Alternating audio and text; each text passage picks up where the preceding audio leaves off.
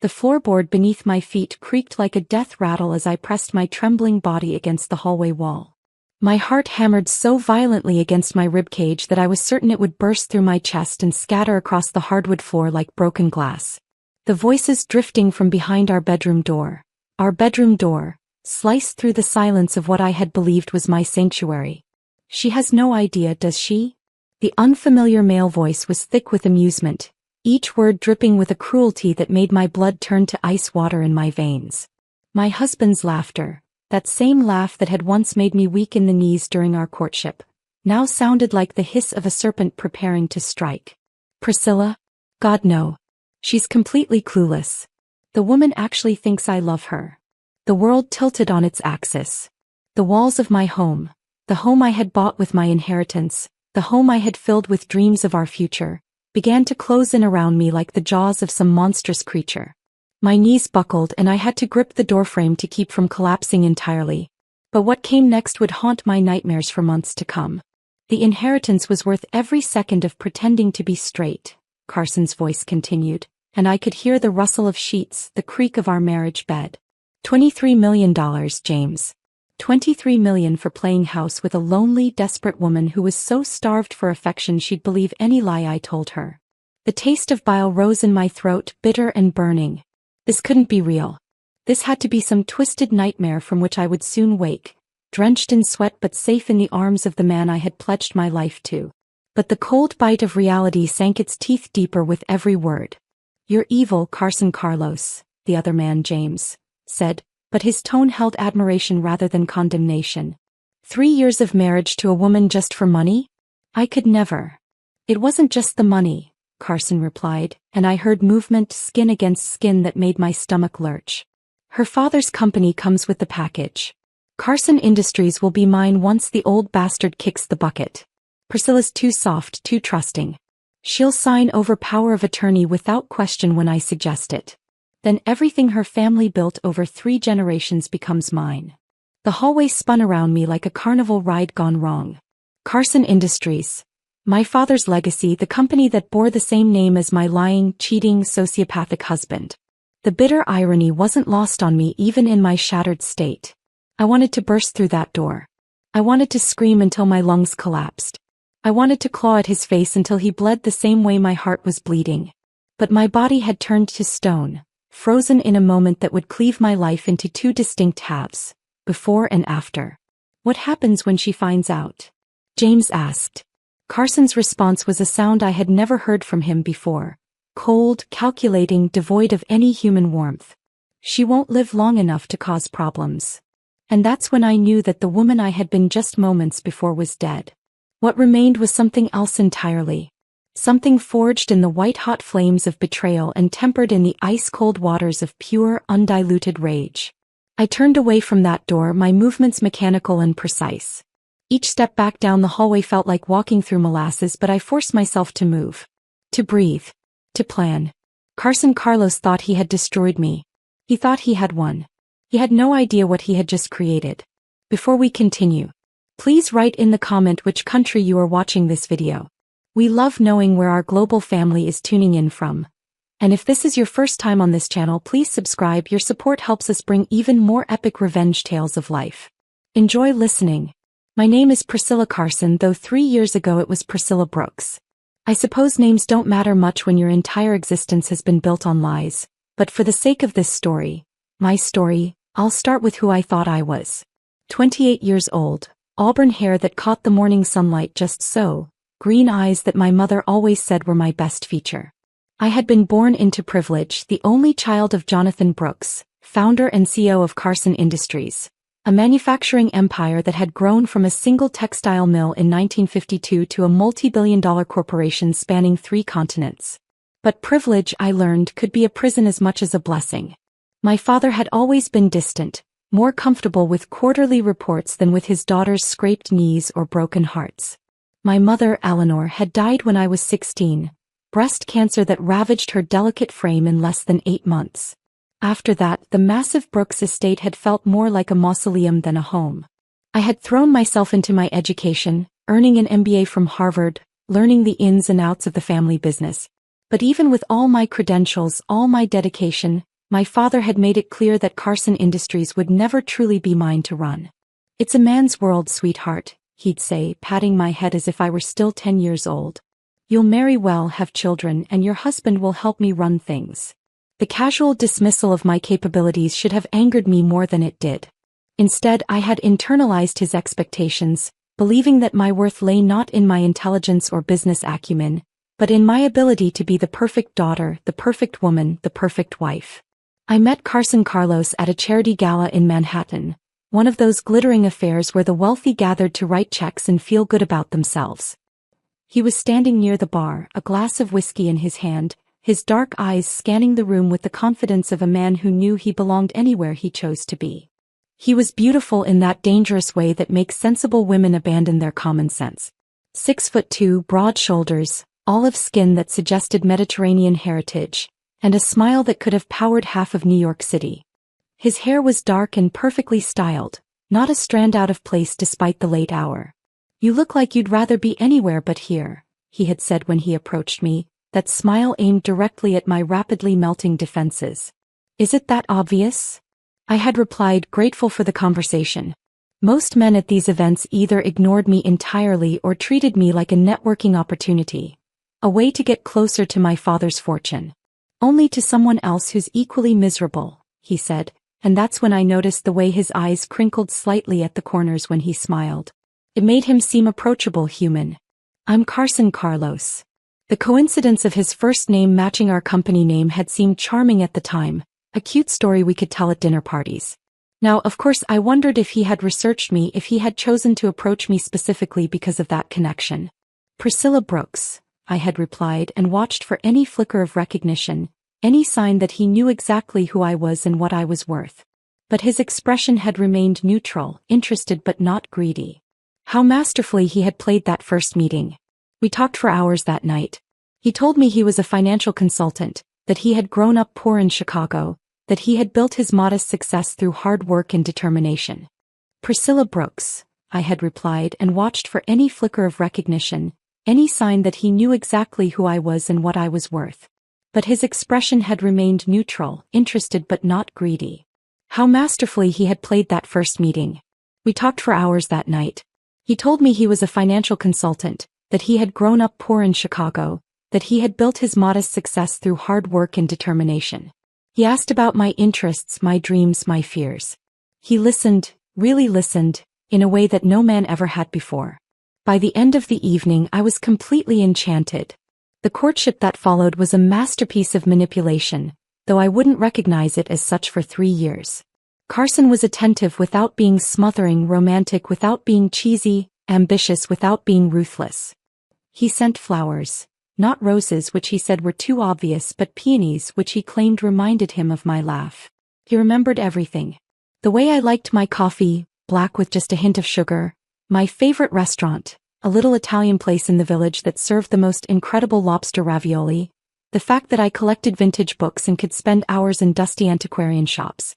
Our first kiss happened on a rainy Tuesday evening in Central Park. We had been caught in a sudden downpour and taken shelter under a stone bridge.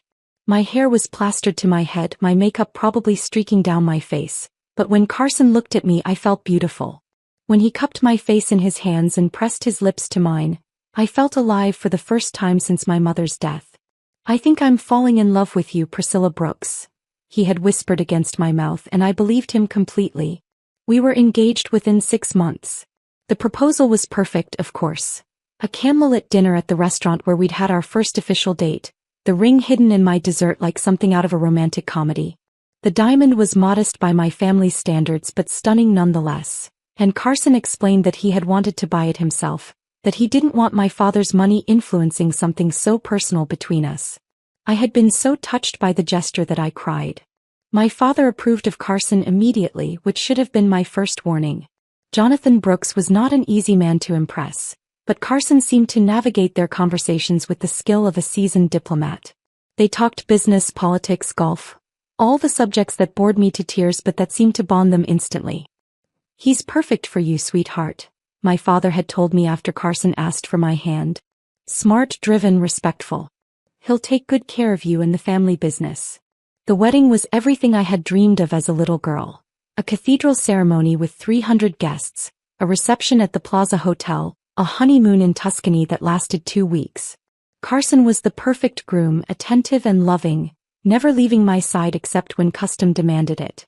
Our wedding night was gentle and sweet, though not particularly passionate. Carson explained that he was nervous, that he had never been with anyone he loved as much as he loved me. I had found his vulnerability endearing, had assumed that passion would grow with time and familiarity. It never did. Our marriage settled into a comfortable routine. Carson moved into the Brooks estate with me. He insisted it made more sense financially, and I was happy to fill the empty rooms with love and laughter again. He took a position at Carson Industries, working closely with my father, learning every aspect of the business from the ground up. He was the perfect husband in every observable way. He remembered our anniversary, brought me flowers for no reason, held doors and pulled out chairs, and never forgot to tell me he loved me before leaving for work each morning. But there were things I noticed, small inconsistencies that I pushed to the back of my mind because I wanted so desperately to believe in our happiness. He never wanted to have friends over. When I suggested dinner parties or couples nights, he always had an excuse. Too much work, too tired. He preferred our quiet time together. I told myself he was just naturally introverted. His phone was always face down, always on silent. When it buzzed during our time together, he would glance at it with an expression I couldn't quite read before turning it off entirely. "Work can wait," he would say, kissing my forehead. "Nothing is more important than you." He rarely initiated intimacy, and when we did make love, it felt perfunctory, as if he were going through the motions of what a husband should do. I blamed myself, wondering if I wasn't attractive enough, adventurous enough, woman enough to hold his interest. And then there were the business trips. They became more frequent as the months passed. Conferences, client meetings, industry events that required his presence but not mine. He would return from these trips relaxed and happy, full of energy and affection, which I interpreted as evidence that the work was going well.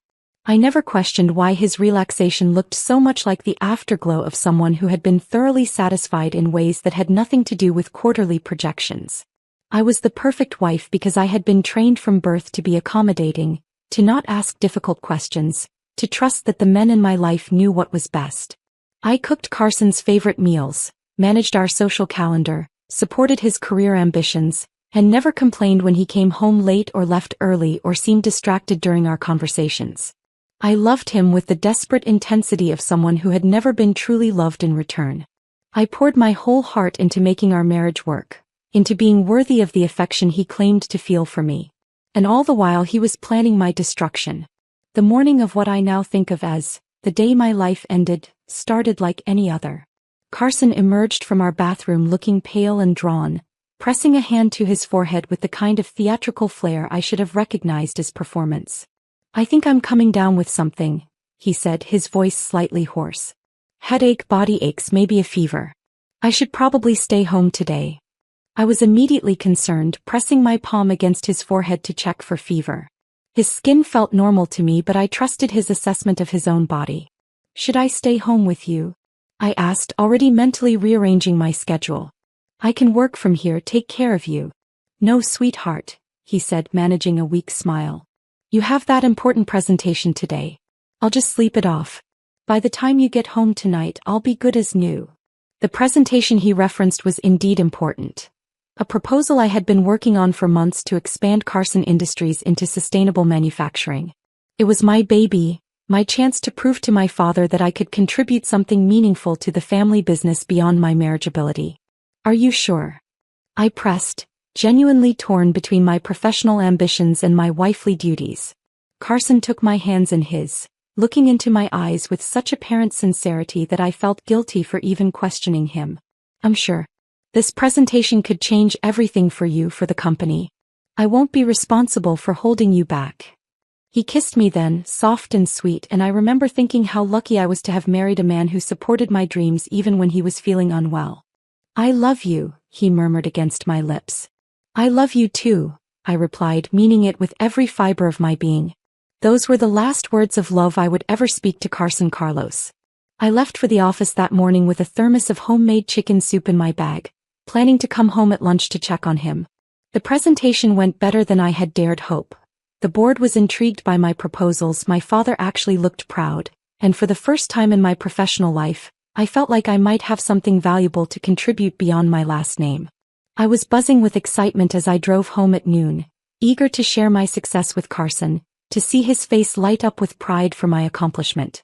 I had even stopped at his favorite deli to pick up the sandwich he always craved when he was sick, turkey and Swiss on rye with spicy mustard.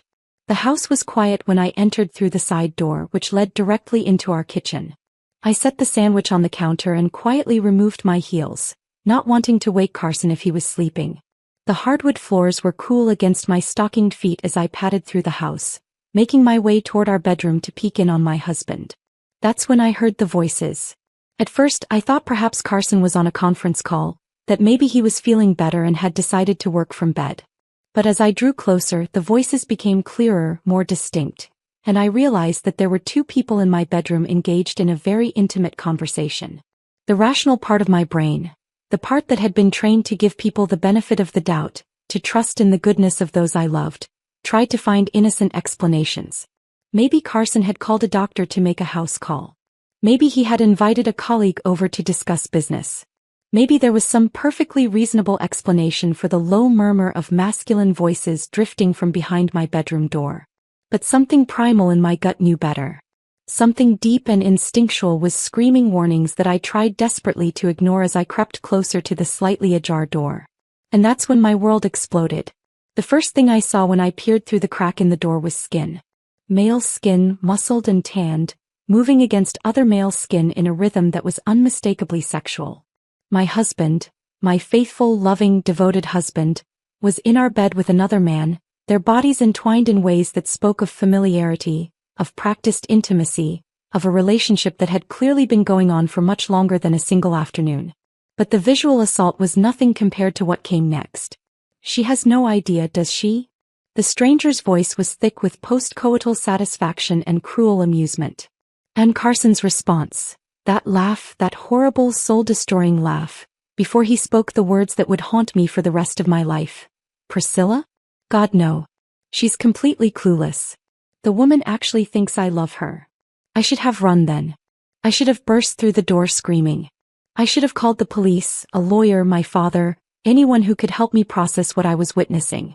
Instead, I stood frozen in that hallway, watching my marriage die in real time while my husband continued to reveal the depths of his betrayal.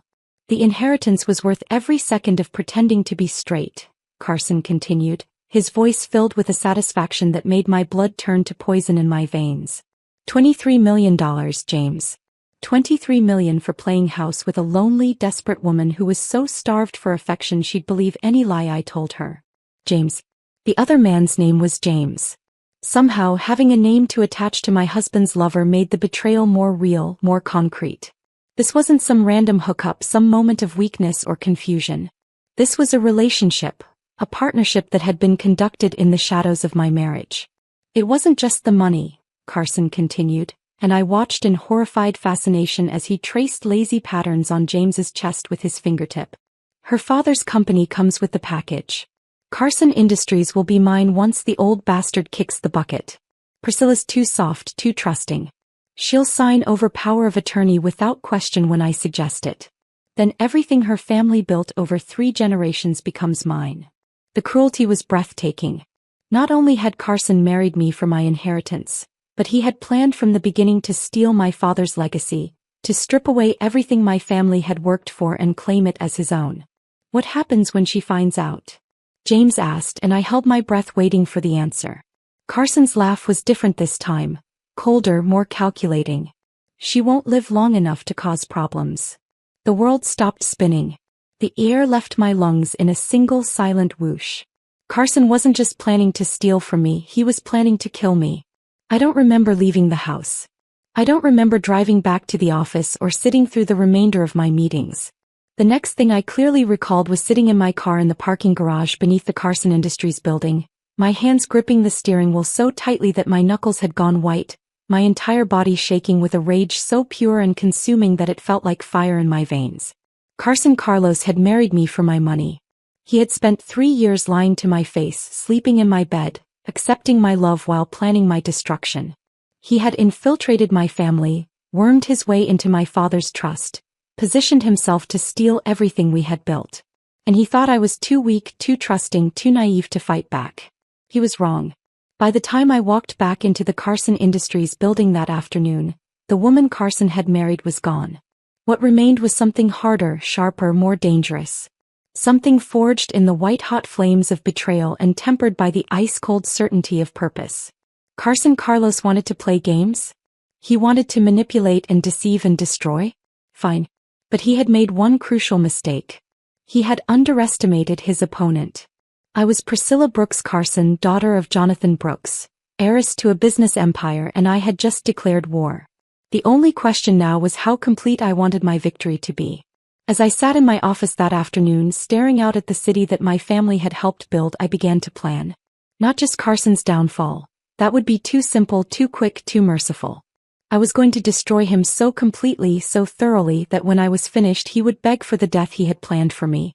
And I was going to enjoy every single second of it. The hardest part wasn't pretending I still loved him. The hardest part was pretending I didn't want to watch him burn. I arrived home that evening at my usual time, my face carefully composed into the expression of a loving wife returning from a successful day at the office. Carson was in the kitchen, moving around with the energy of someone who had never been sick a day in his life. He had showered, probably to wash away the scent of his lover, and was wearing the navy blue sweater I had given him for his birthday. The sight of him in that sweater, a gift chosen with such care and love, made something twist violently in my chest. Feeling better? I asked, setting down my purse and briefcase with deliberate normalcy. My voice sounded perfectly natural, concerned but not overly so. Carson turned to me with that smile. The same smile that had once made my heart skip beats and now made my skin crawl. Much better, sweetheart. I think it was just a 24-hour bug. How did the presentation go? The casual way he asked, as if he genuinely cared about my success, as if he hadn't spent the afternoon plotting my demise, was almost admirable in its audacity. I found myself studying his face with new eyes, looking for tells, for cracks in the mask he wore so expertly. It went wonderfully, I replied, allowing excitement to creep into my voice. The board loved the sustainability proposals. Dad seemed really impressed. I think this could be the breakthrough I've been waiting for. Carson's smile widened and he crossed the kitchen to pull me into his arms. The embrace felt like being hugged by a snake. That's incredible, Priscilla. I'm so proud of you. Proud of you. The words that had once filled me with warmth now felt like acid on my skin. He was proud of me the way a hunter might be proud of a particularly trusting deer, right before pulling the trigger. I brought you soup at lunch, I said, pulling back to look into his eyes. But you were sleeping so soundly I didn't want to disturb you. For just a moment, less than a second really, something flickered across Carson's features. Surprise. Guilt? Fear? But it was gone so quickly I might have imagined it. You're so thoughtful, he murmured, pressing a kiss to my forehead. I love you so much, Priscilla. I love you so much. Each word was a lie so perfectly delivered that if I hadn't seen him with my own eyes, heard him with my own ears, I might still believe it. The realization of how thoroughly I had been deceived was staggering. We ate dinner together. Carson's favorite meal, which I had prepared before leaving for work that morning. I watched him across the table, noting things I had never paid attention to before. The way he never quite met my eyes when he said he loved me. The way his phone remained face down on the counter, silent but somehow ominous. The way he asked about my day but never really seemed to listen to the answers. How had I missed so many signs? You seem quiet tonight, Carson observed, reaching across the table to squeeze my hand. Everything okay?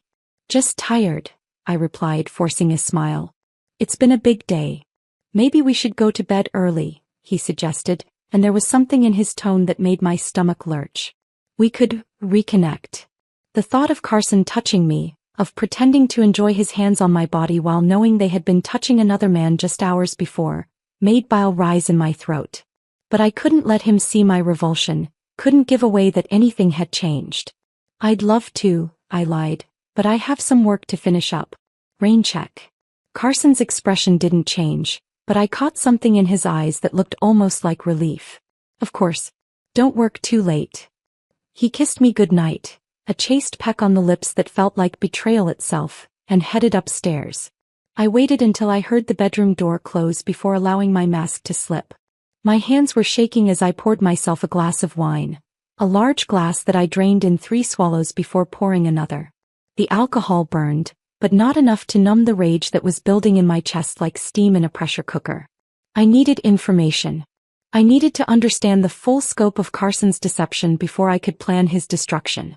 And I needed to be smart about it, smarter than he had ever given me credit for. My laptop was in my home office, a room Carson rarely entered because he claimed it was too feminine for his taste. Now I wondered if the real reason was that he was afraid I might discover something he didn't want me to see. I started with the basics, Carson's social media accounts, which I realized I had never really examined closely. His Facebook profile showed the expected photos of us together, the image of a devoted husband who adored his wife. But there were gaps, periods where his activity dropped off entirely, usually corresponding with his business trips. His Instagram told a different story. While most of his posts featured me or us together, there were subtle inconsistencies. Photos taken in locations he had never mentioned visiting. Images that seemed to be taken by someone else, from angles that suggested intimacy. Comments from male friends that seemed just a little too familiar, a little too affectionate. And then there was James Kellerman, age 31. A personal trainer at an upscale gym in Manhattan. Divorced, no children, devastatingly attractive in that rugged masculine way that was the polar opposite of my own refined femininity. James's Instagram was a shrine to his own physical perfection. Shirtless photos, gym selfies, pictures of healthy meals and motivational quotes. But scattered throughout were images that made my blood run cold. Photos of expensive restaurants I recognized as places Carson had claimed to eat during business dinners. Pictures of hotel rooms that matched the descriptions Carson had given me of his accommodations during conferences. Images of gifts, watches, cufflinks, cologne, that looked suspiciously like items I had seen in Carson's possession. But the smoking gun was buried deep in James's older posts, from before my marriage to Carson. A photo of 2 men's hands intertwined wearing matching rings. The caption read, 3 years and counting. Love you, C. 3 years. The exact length of my marriage. Carson hadn't just been cheating on me, he had been with James before we even met.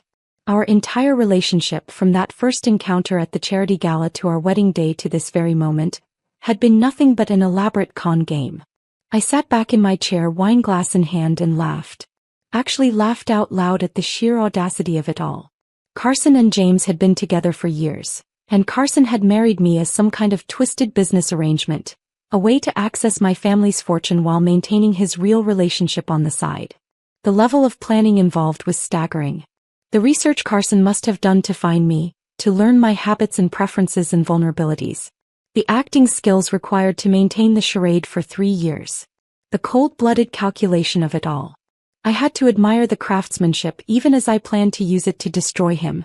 My phone buzzed with a text message and I glanced at the screen to see Carson's name. Working late again? Don't forget to eat something. Love you. I stared at the message for a long moment, then typed back. Just finishing up. Love you too. The lies came so easily now. Maybe that was something else Carson had taught me. How to wear a mask, how to hide my true intentions behind a smile and sweet words. I deleted my browser history and closed the laptop, then poured myself another glass of wine. Upstairs, I could hear the shower running, which meant Carson was getting ready for bed. Soon he would be lying beside me in our bed, probably thinking about James, maybe even texting him once he thought I was asleep. The thought should have devastated me. 3 days ago it would have. But the woman who had stood in that hallway listening to her husband plan her murder was gone, replaced by someone harder, colder, more calculating. Someone who could play games just as well as Carson Carlos.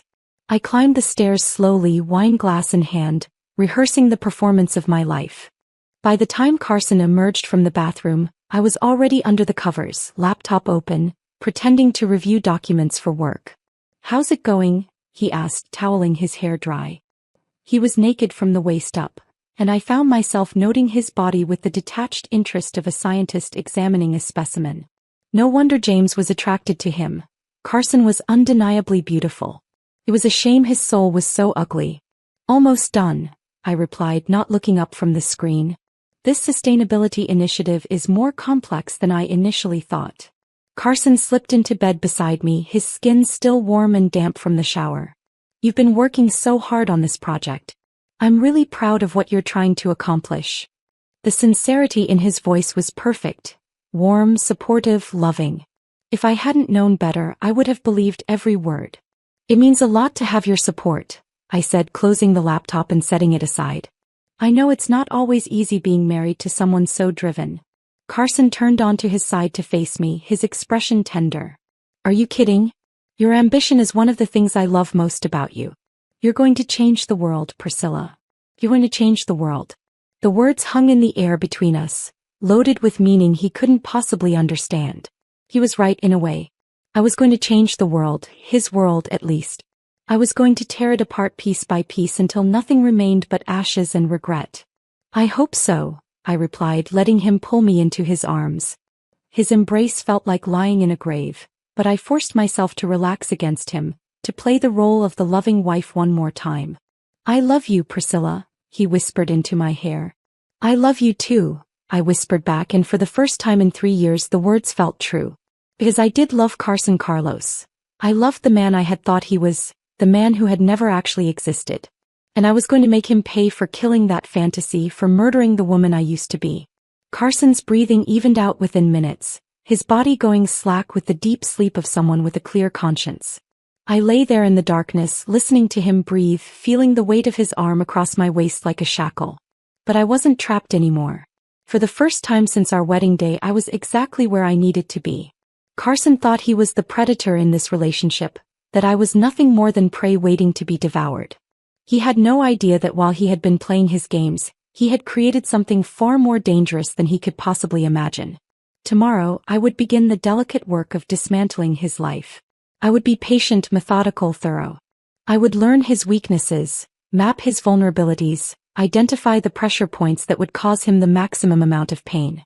And when I was ready, when I had gathered all the weapons I needed and positioned them just so, I would strike. Carson Carlos wanted to destroy me? Fine. But first he was going to learn what it felt like to be prey.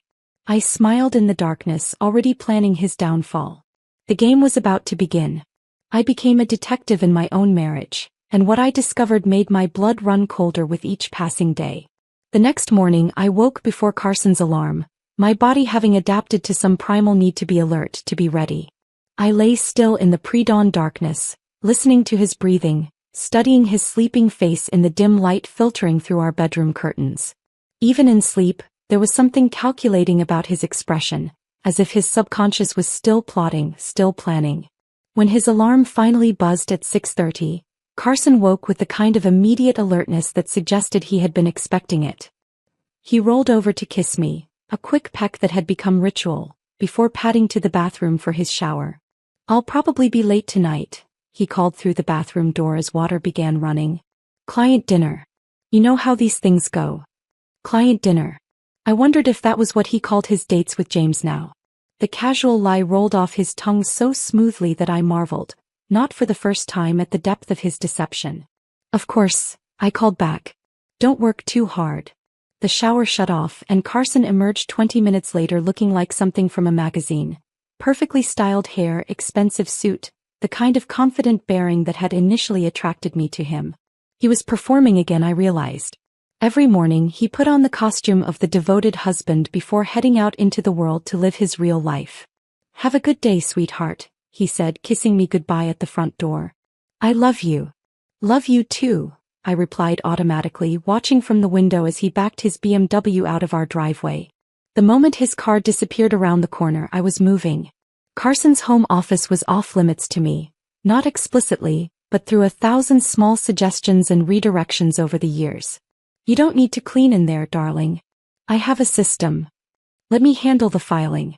You know how I am about organization. Why don't you use your own office? This one is so cramped. Now I understood why he had been so protective of his space. It wasn't about organization or privacy.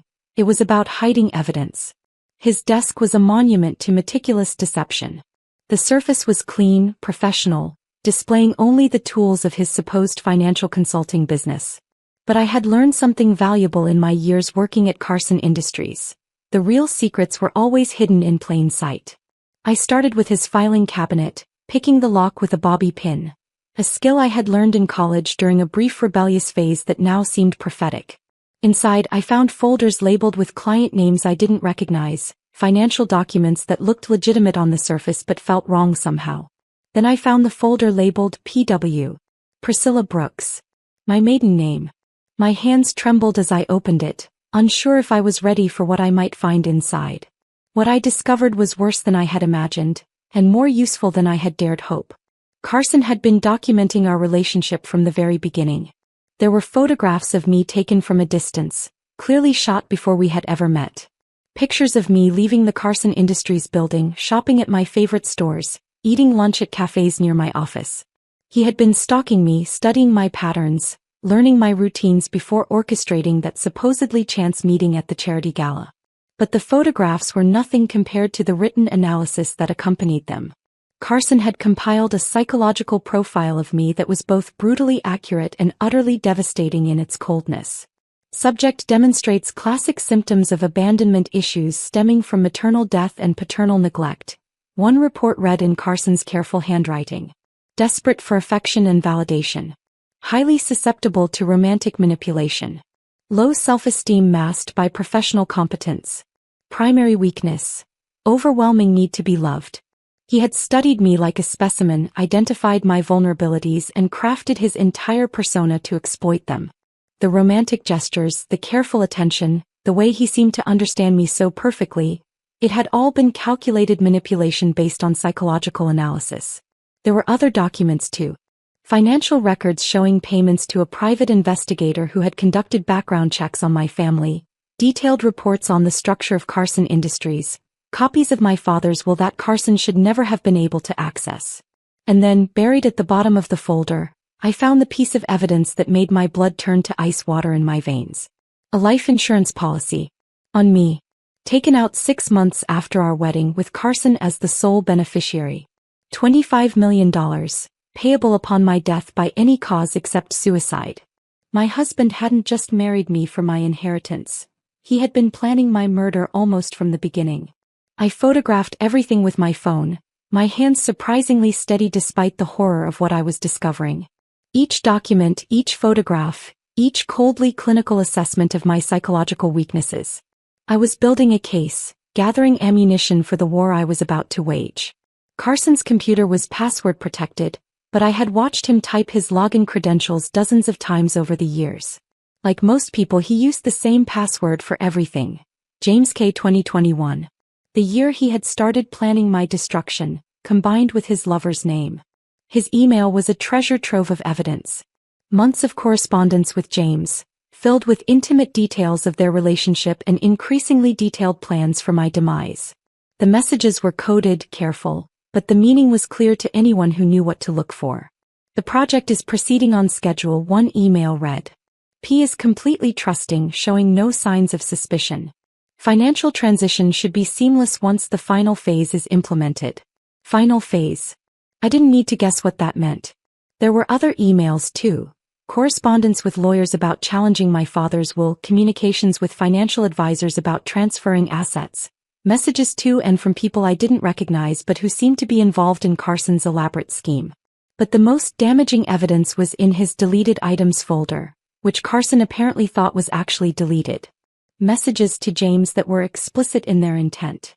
She's getting too involved in the business. Asking too many questions about the financial restructuring.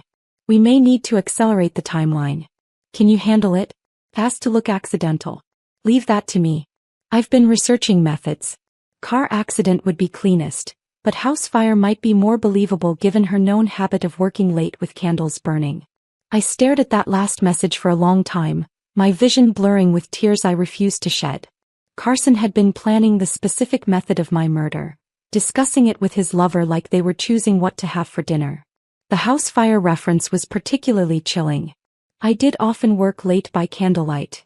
It was a habit Carson had always claimed to find charming. Now I realized he had been cataloging my routines, looking for ways to make my death appear accidental. I copied everything to a secure drive, then carefully covered my tracks, making sure Carson would never know his files had been accessed. When I was finished, I sat back in his chair, the chair where he had planned my murder, and allowed myself a moment to process what I had learned. Carson Carlos wasn't just a liar and a cheat. He was a sociopath who had spent 3 years systematically preparing to kill me for money. The man I had loved, trusted, shared my bed with, had been coldly calculating the best way to end my life from almost the moment we met. The woman I had been yesterday would have been destroyed by this knowledge. She would have called the police, confronted Carson, probably dissolved into hysterics at the sheer magnitude of the betrayal. But I wasn't that woman anymore. I was someone harder, more calculating, more dangerous. Someone who had learned that the only way to fight a monster was to become something even more monstrous. By the time I left Carson's office, I had a plan. The rest of the morning was spent in my own office at Carson Industries, but I wasn't working on sustainability initiatives. Instead, I was using the company's resources to conduct my own investigation into Carson's background. What I found confirmed my worst suspicions and gave me ammunition I hadn't expected. Carson Carlos wasn't even his real name. He had been born Karl Kowalski in Detroit, the son of a factory worker and a waitress. His childhood had been marked by poverty, violence, and a string of petty crimes that had somehow been expunged from his official record. But more importantly, I wasn't his first victim. There had been others, 3 other women over the past decade, all wealthy, all lonely, all dead. The pattern was always the same. Carson would research his targets, create a false identity, conduct a whirlwind romance and marry them quickly. Within 2 years, each woman had died in what appeared to be an accident, leaving Carson as the primary beneficiary of their estates. Lisa Hartford, 34, heiress to a pharmaceutical fortune. Dead in a skiing accident 18 months after marrying Carson, who had called himself Charles Hamilton at the time. Rebecca Steinberg, 29, daughter of a real estate mogul. Drowned in her own swimming pool 2 years after their wedding. Carson had been known as Robert Stone during that marriage. Angela Morrison, 31, sole heir to a shipping company. Died in a house fire that destroyed all evidence of how it started. Carson's alias for that relationship had been Anthony Cross. 3 women, 3 tragic accidents, 3 substantial inheritances that had mysteriously disappeared shortly after Carson collected them. The authorities had never connected the cases because Carson had been careful to vary his methods, his locations, and his identities. But I could see the pattern clearly now. And I could see that I was supposed to be victim number 4. The rage that filled me was unlike anything I had ever experienced. It was clean and pure and focused, a white-hot flame that burned away every trace of the trusting, naive woman I used to be. Carson hadn't just betrayed me, he had murdered 3 innocent women and he was planning to murder me too. But he had made one crucial mistake. He had underestimated his intended victim. I spent the afternoon putting the pieces of my plan into motion. First, I opened a new bank account under my maiden name, transferring a substantial sum from my personal funds. Then I contacted a private investigator, not the one Carson had used, but a woman named Diana Fletcher who specialized in complex fraud cases. I need you to document everything about my husband's activities, I told her during our brief phone conversation. I have reason to believe he's planning to harm me, and I need evidence that will stand up in court. Diana's voice was professional, reassuring. I can have someone on him within the hour. What's your timeline? I need everything you can gather within 2 weeks, I replied. Money is no object. Consider it done. My final call of the day was to my father's lawyer, a sharp-eyed woman named Victoria Palmer who had been handling the Brooks family's legal affairs for over 20 years. Victoria, I need to see you urgently, I said when she answered her private line. It's about Carson and it's serious. How serious? She asked, her tone immediately shifting to full alert. Life and death serious. There was a pause. Can you be here in an hour? I'm on my way. Victoria's office was in a glass tower in Midtown Manhattan, all clean lines and expensive furniture that spoke of success and discretion. She was waiting for me when I arrived, her silver hair perfectly styled, her suit impeccably tailored. Talk to me, she said the moment I sat down across from her massive mahogany desk. I told her everything. About discovering Carson's affair, about finding the evidence of his true identity, about the life insurance policy and the deleted emails discussing my murder. I showed her the photographs I had taken, the financial records, the documentation of Carson's previous marriages and the convenient deaths of his former wives. Victoria listened without interruption, her expression growing grimmer with each revelation. When I finished, she leaned back in her chair and shook her head slowly. Priscilla, this is the most elaborate murder-for-hire scheme I've ever encountered, she said. Your husband is a serial killer who has perfected the art of murdering wealthy women for their inheritances. I know, I replied calmly. The question is, what are we going to do about it?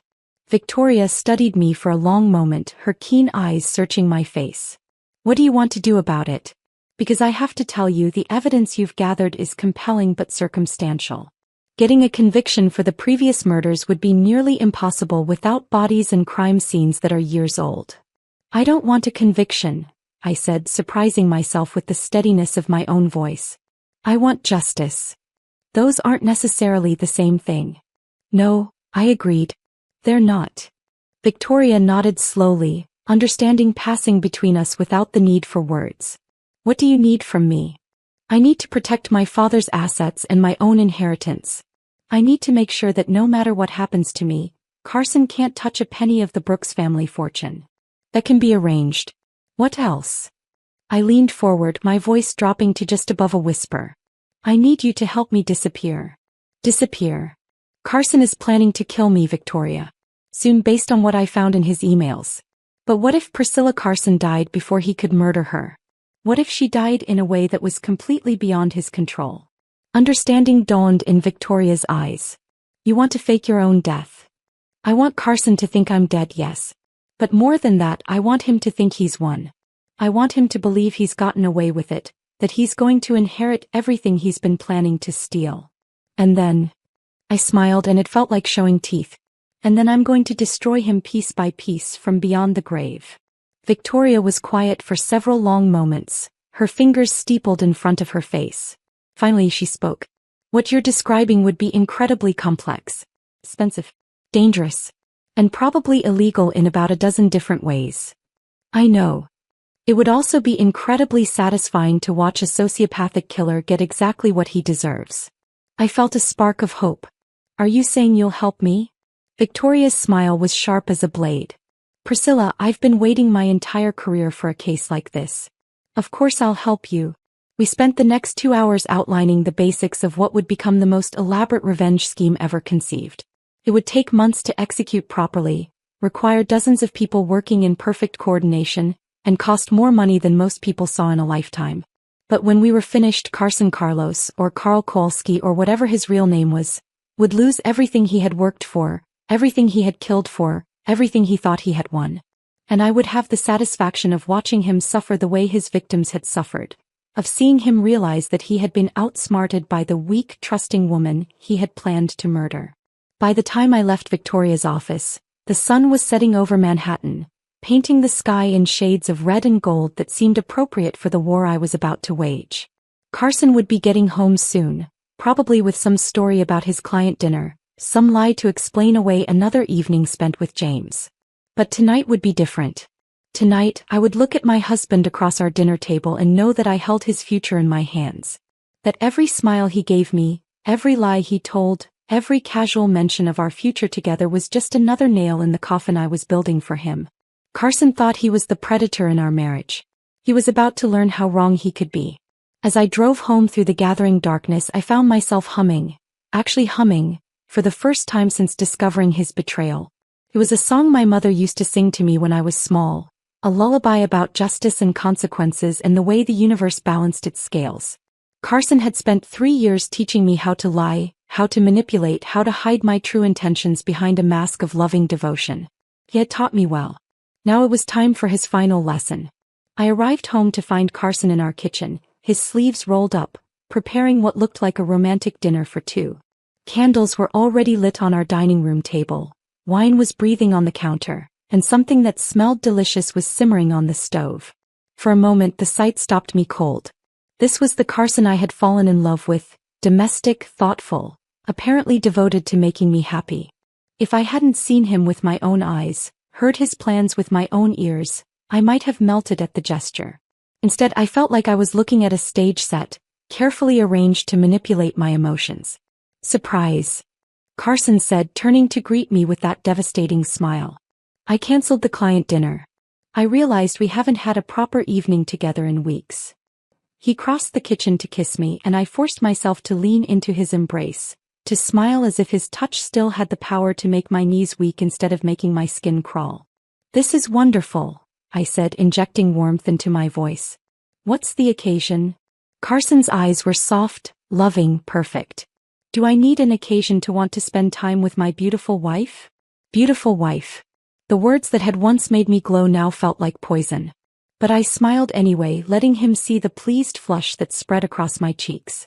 "You're going to spoil me," I replied, playing my part in this twisted domestic theater. "That's the plan," Carson murmured, pulling me closer. "I've been thinking a lot about us lately, about our future. I know I've been distracted with work, but I want you to know that you're the most important thing in my life." The sincerity in his voice was breathtaking.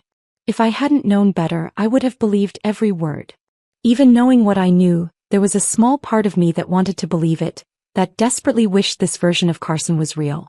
But I had seen the monster beneath the mask. I knew exactly how much I was worth to him in dollars and cents, knew exactly how he planned to dispose of me once he had claimed his prize. "You're important to me too," I said softly, letting my voice catch just slightly as if I were overwhelmed by emotion. Carson's smile widened, and he pressed his forehead against mine in a gesture of intimacy that once would have made my heart race. "I love you so much, Priscilla. Sometimes I can't believe how lucky I am to have found you. Found you." As if our meeting had been chance rather than a carefully orchestrated hunt. The irony would have been funny if it weren't so chilling.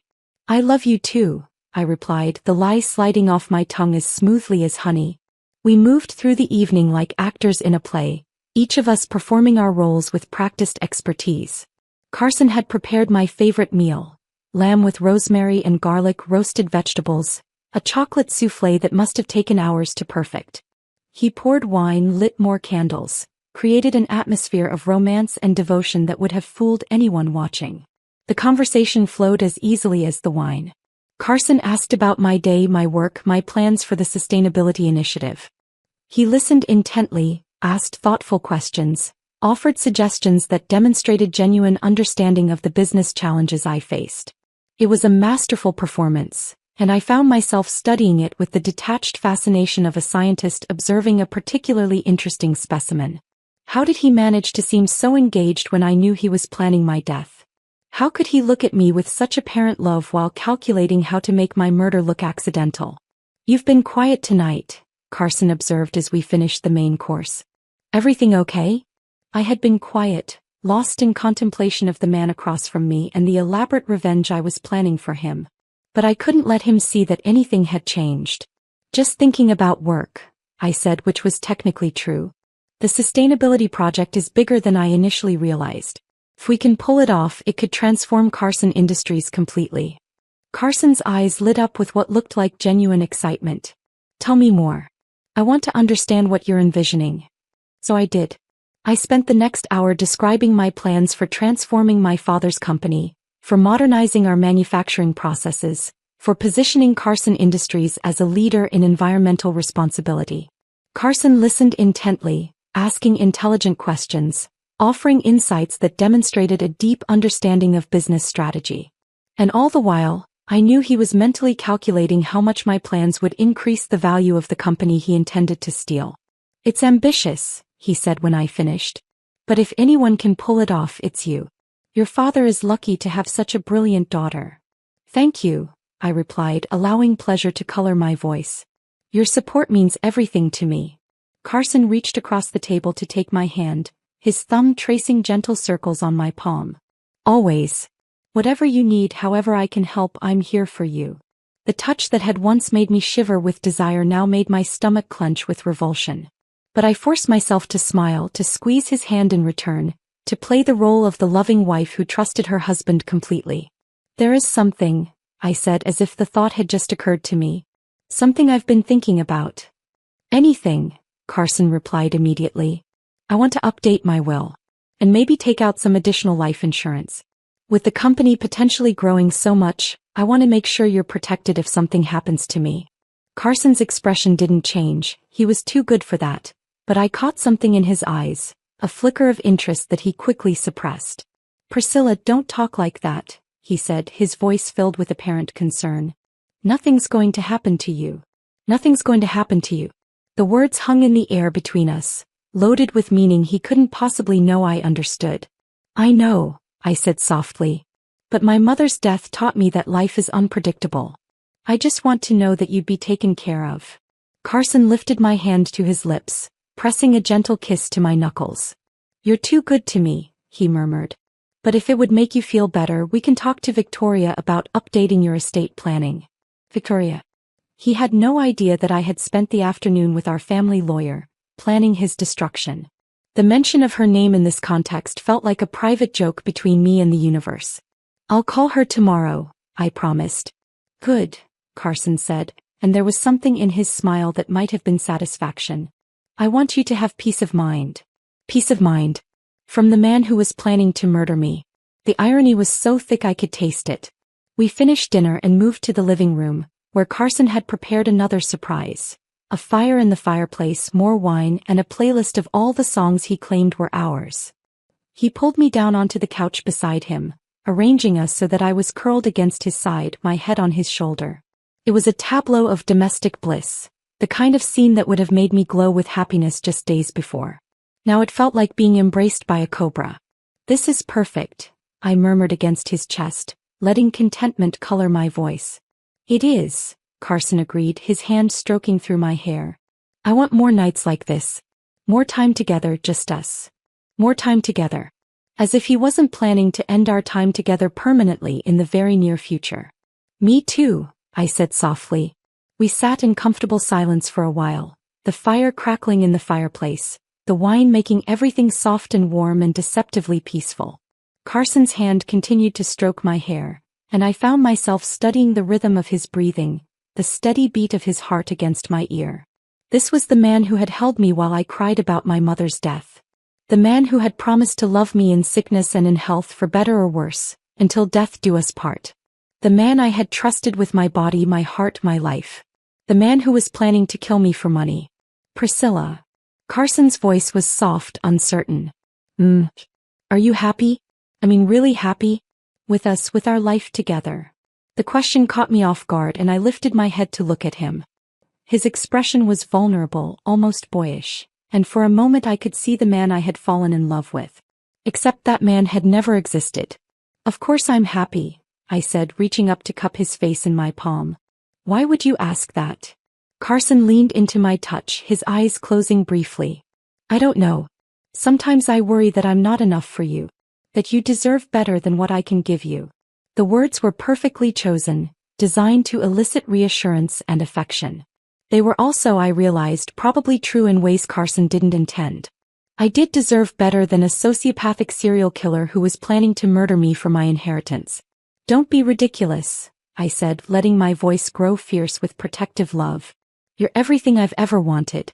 You're kind and smart and funny and beautiful, and I can't imagine my life without you. Carson's eyes opened, and the look in them was so intense it took my breath away. I love you so much, Priscilla.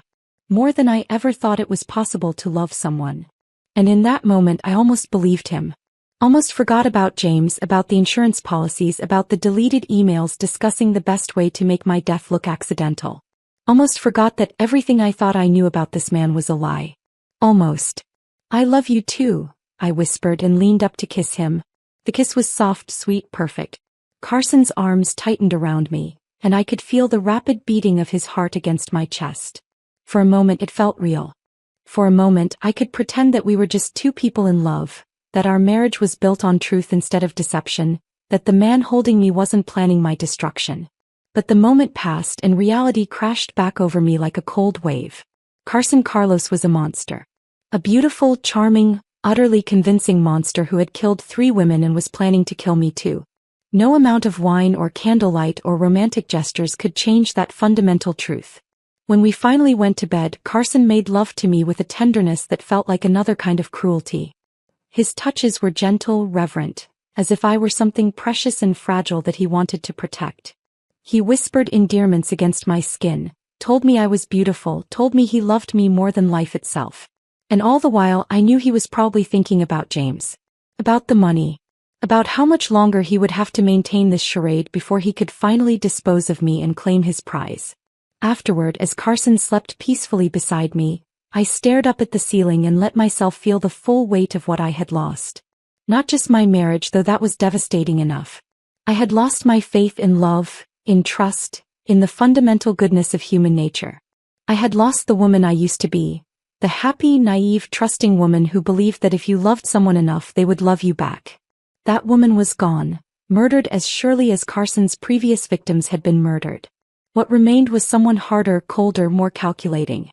Someone who could lie as smoothly as Carson could, who could wear a mask of loving devotion while planning the destruction of the person sleeping trustfully beside her.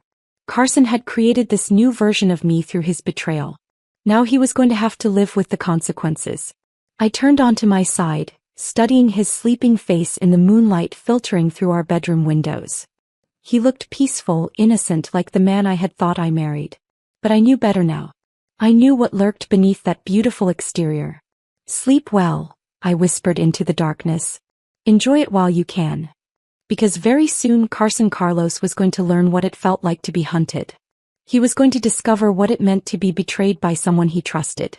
He was going to experience the particular kind of terror that came from realizing you had underestimated your opponent. And when it was all over, when I had taken everything from him the way he had planned to take everything from me, I was going to watch him suffer with the same cold satisfaction he had felt while planning my death. The game was about to begin in earnest. And this time I was going to win. 2 weeks passed in a carefully orchestrated dance of deception. Each morning, Carson and I performed our roles with Oscar-worthy precision. The loving husband concerned about his wife's long hours, the devoted wife grateful for her partner's unwavering support. We ate breakfast together, discussed our days, made plans for the weekend. To any outside observer, we were the picture of marital bliss. But beneath the surface, a war was being waged. Diana Fletcher, my private investigator, proved to be worth every penny of her substantial fee. Her reports arrived daily via encrypted email, each one adding another layer to my understanding of Carson's double life. She had documented his affair with James Kellerman in excruciating detail. Photographs of them entering and leaving hotels, receipts from expensive restaurants charged to credit cards Carson had hidden from me, even audio recordings of their conversations captured through long-range surveillance equipment. But more damaging were the financial records Diana had uncovered. Carson had been systematically moving money out of accounts I didn't know existed, funds he had apparently accumulated from his previous marriages. He was preparing for his post-murder life, setting up offshore accounts and investment portfolios that would allow him to disappear once I was dead and he had claimed my inheritance. The most chilling discovery was a storage unit Carson rented under one of his false identities. Diana's photographs showed boxes of documents, personal effects that had belonged to his previous victims, and what appeared to be souvenirs, jewelry, photographs, items that had clearly held sentimental value to the women he had killed. Lisa Hartford's engagement ring, Rebecca Steinberg's college graduation watch, Angela Morrison's grandmother's pearls, trophies from his conquests, kept like scalps by a serial killer who couldn't resist memorializing his victims. I stared at those photographs for a long time, my hands shaking with rage. These weren't just objects. They were symbols of lives cut short, dreams destroyed, families left to grieve, women who had died thinking they were loved. Carson Carlos was going to pay for every single one of them. Meanwhile, Victoria Palmer had been working her own brand of magic. The legal framework for my fake death was taking shape.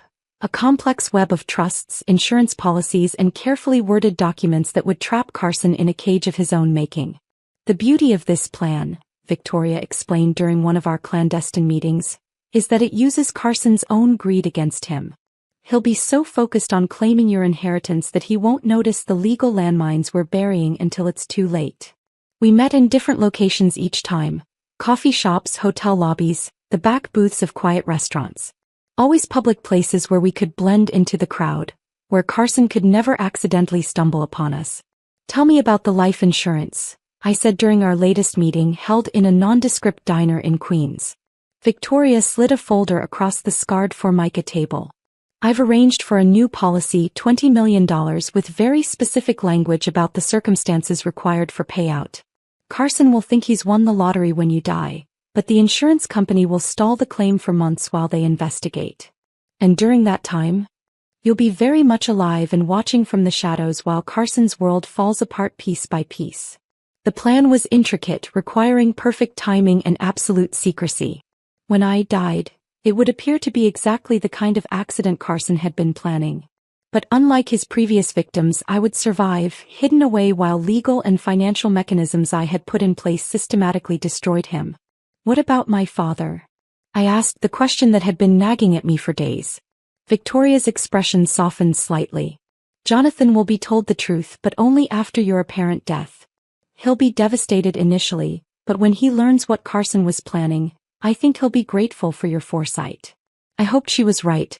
The thought of my father believing I was dead even temporarily was almost unbearable. But it was necessary. Carson had to believe his plan had succeeded, had to think he was finally free to claim everything he had worked for. At home I played my part with increasing skill. I mentioned updating my will just as I had promised Carson I would.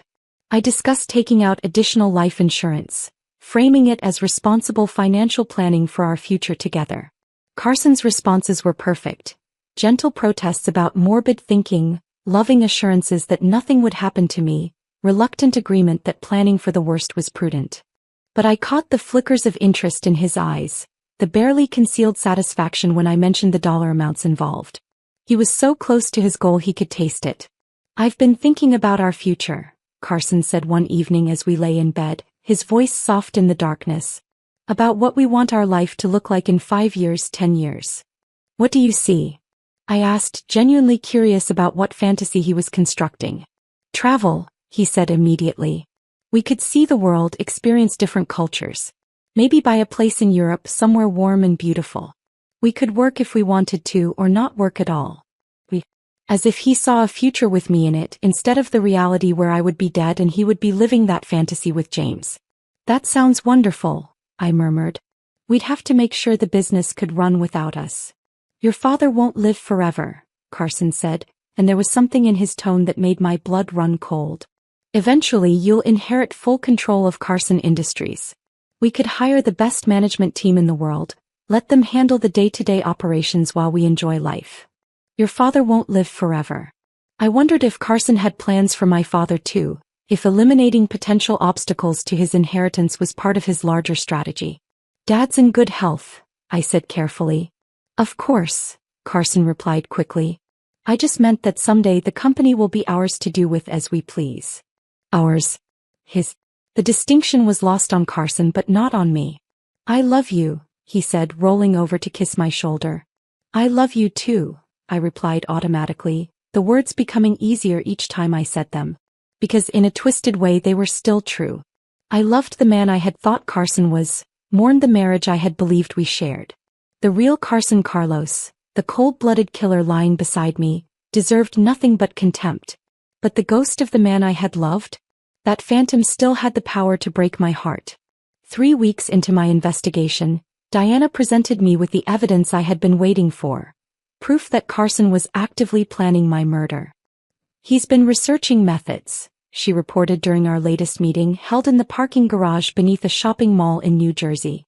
Online searches for untraceable poisons, ways to stage car accidents, how to disable smoke detectors to ensure a house fire burns completely. My mouth went dry. How soon? Based on his search history and some conversations we intercepted between him and James, I'd say within the next 2 weeks. He's getting impatient and James is pushing him to act. Apparently they want to take a long vacation together once you're out of the way. Out of the way. Such a clinical term for murder. There's something else, Diana continued, her expression grim. We found evidence that Carson has been slowly poisoning you for the past month. The world tilted sideways. What? Small doses of arsenic probably administered through your coffee or tea. Not enough to kill you immediately but enough to make you sick, to establish a pattern of declining health that would make your eventual death less suspicious. I thought back to the past few weeks, to the occasional nausea I had attributed to stress, the headaches I had blamed on long hours at the office, the fatigue that had seemed to come and go without explanation. Carson had been slowly killing me and I had never even noticed. Can you prove it? I asked, my voice barely above a whisper. Hair samples, blood work, tissue analysis. All of it shows consistent low-level arsenic exposure over the past month. We have video evidence of Carson adding something to your coffee maker on multiple occasions. And we found his source, a contact in Chicago who sells pest control supplies that aren't exactly legal. The revelation hit me like a physical blow. Carson hadn't just been planning to kill me, he had already started. Every morning when he kissed me goodbye, every evening when he welcomed me home, every night when he made love to me, he had been slowly poisoning me. The man I had trusted with my life had been methodically taking it away. I need to accelerate the timeline, I said, my voice hardening with resolve. How quickly can we implement the plan? Diana studied my face with professional concern. Are you sure you're ready? Once we start this, there's no going back. Priscilla Carson will cease to exist. She already has, I replied. Carson killed her the moment he decided I was worth more dead than alive. That night, I lay in bed beside my would-be murderer and made my final preparations. Tomorrow would be the last day I spent as Priscilla Carson, naive heiress and loving wife. By tomorrow evening I would be dead, at least as far as the world was concerned. And Carson's real nightmare would begin. The morning of my death dawned gray and drizzling, as if the weather itself was mourning what was about to unfold. I woke before Carson's alarm, as had become my habit, and spent those precious quiet moments studying his sleeping face one last time. By tonight he would believe I was dead. By tomorrow he would be planning how to spend my inheritance. Within a week, he would discover that his carefully laid plans had become the instrument of his own destruction. I felt nothing as I looked at him, no love, no hate, no regret. Only a cold, clinical satisfaction that justice was finally within reach. Carson's alarm buzzed at 6:30, same as always. He woke with that immediate alertness that I now recognized as the hypervigilance of a predator always ready to strike. "Good morning, beautiful," he murmured, reaching for me with hands that had been slowly poisoning me for weeks. "Good morning," I replied, allowing him to pull me close for our ritualistic kiss. His lips felt like ice against mine. We went through our morning routine with the practiced ease of a couple who had been married for 3 years. Carson showered while I made coffee. Coffee I wouldn't drink, not anymore now that I knew what he had been adding to it. I scrambled eggs while he shaved, humming softly to maintain the illusion of domestic contentment. "Big day today," Carson said as he straightened his tie. "I have meetings all afternoon, might be late getting home." Meetings. I wondered if that was what he called his rendezvous with James now. It didn't matter. After today, Carson's meetings would take on an entirely different character. "Don't work too hard," I said, standing on my toes to kiss him goodbye. "I love you." "I love you too," he replied, and his smile was so perfect, so convincing, that for a moment I almost forgot he was a monster. The moment the door closed behind him, I was in motion. Victoria arrived within minutes, followed by Diana and a team of specialists whose services cost more per hour than most people made in a month. They moved through my house with military precision, setting up equipment, placing props, arranging the scene that would convince the world that Priscilla Carson had died in a tragic accident. "Last chance to change your mind," Victoria said as we stood in my kitchen watching the experts work. "Once this starts, there's no going back." I thought about Carson's deleted emails discussing the best way to make my death look accidental. I thought about the storage unit filled with trophies from his previous victims. I thought about the arsenic he had been slipping into my coffee, slowly weakening my body in preparation for the final blow. "I'm ready," I said. The plan was elegant in its simplicity. A gas leak in the basement, caused by a malfunctioning water heater. An explosion that would level half the house, destroying any evidence while creating a body that would be difficult to identify. Except the body wouldn't be mine. It would be a carefully prepared substitute. A Jane Doe from the morgue who had died of natural causes and whose dental records had been subtly altered to match my own. It was ghoulish but necessary. Carson had to believe I was dead, and he had to believe he had gotten away with murder. By 3 o'clock, everything was in place. I stood in the house that had been my home for 3 years, surrounded by the life I was about to abandon forever, and felt nothing but cold determination. "Time to go," Diana said, checking her watch. "We need to be clear before Carson gets home." I took one last look around, at the wedding photos that had been lies, at the furniture we had chosen together while he planned my death, at the bedroom where I had slept trustingly beside a killer for 3 years. Then I walked away from it all. We drove in silence to a safe house in Connecticut, a nondescript rental property that would be my home for the next phase of the operation. I watched the highway blur past the window and tried to process the magnitude of what I had just done. Priscilla Carson was dead. What emerged from her ashes would be something else entirely. At exactly 4:15 my phone rang. Victoria's voice was professional, controlled. It's done. The explosion was visible from 3 blocks away. Fire department and police are already on scene. I closed my eyes, feeling a mixture of relief and something that might have been grief. Any word from Carson? He's en route. Diana's people are monitoring his calls. He sounds appropriately shocked and devastated. Appropriately shocked and devastated. Because even in the face of tragedy, Carson was still performing, still playing the role of the grieving husband. Keep me informed, I said and ended the call. For the next several hours, I watched my own death unfold on television. The local news picked up the story first. Wealthy heiress killed in gas explosion, husband rushed to hospital in shock. The reporters interviewed neighbors who described Carson and me as the perfect couple, who expressed disbelief that such a tragedy could befall such lovely people.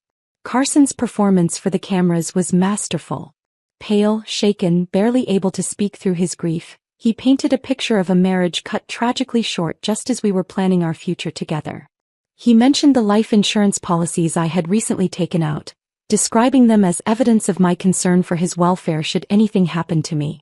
She was always thinking of others, he told one reporter, his voice breaking convincingly. Even in death she made sure I would be taken care of. The irony was so thick I could taste it. By evening the story had been picked up by national media. Brooks' heiress dies in tragic accident, scrolled across the bottom of CNN. Financial reporters speculated about the future of Carson Industries, about how the loss of Jonathan Brooks's only heir would affect the company's prospects. My father's statement, released through the company's public relations department, was brief and heartbreaking.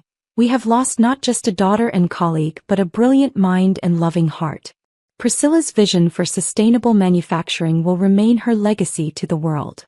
Reading those words, I felt the first crack in the ice that had surrounded my heart since discovering Carson's betrayal. My father was grieving for me, believing I was gone, and there was nothing I could do to comfort him without destroying the elaborate trap I had built for my husband. But his pain would be temporary. Carson's would be eternal. As the hours passed, I monitored Carson's activities through Diana's surveillance network. He played his part perfectly, the devastated widower who could barely function in the face of his loss. He met with funeral directors, made arrangements for a memorial service, accepted condolences from friends and colleagues with appropriate grace. But in the privacy of his hotel room, he claimed our house held too many painful memories to stay there. Carson's mask slipped. Diana's bugs picked up his phone call to James, placed less than 6 hours after my supposed death. It's done, Carson said, his voice completely different from the broken man the cameras had captured. The bitch is finally dead. Are you sure? James's voice was tinny through the surveillance equipment, but his excitement was unmistakable. I saw the body bag myself. What was left of it, anyway? The explosion was bigger than I expected, but that just makes the story more believable. What about the insurance money? Carson's laugh was cold, triumphant. $20 million from the new policy, plus her inheritance, plus control of Carson Industries once the old man dies.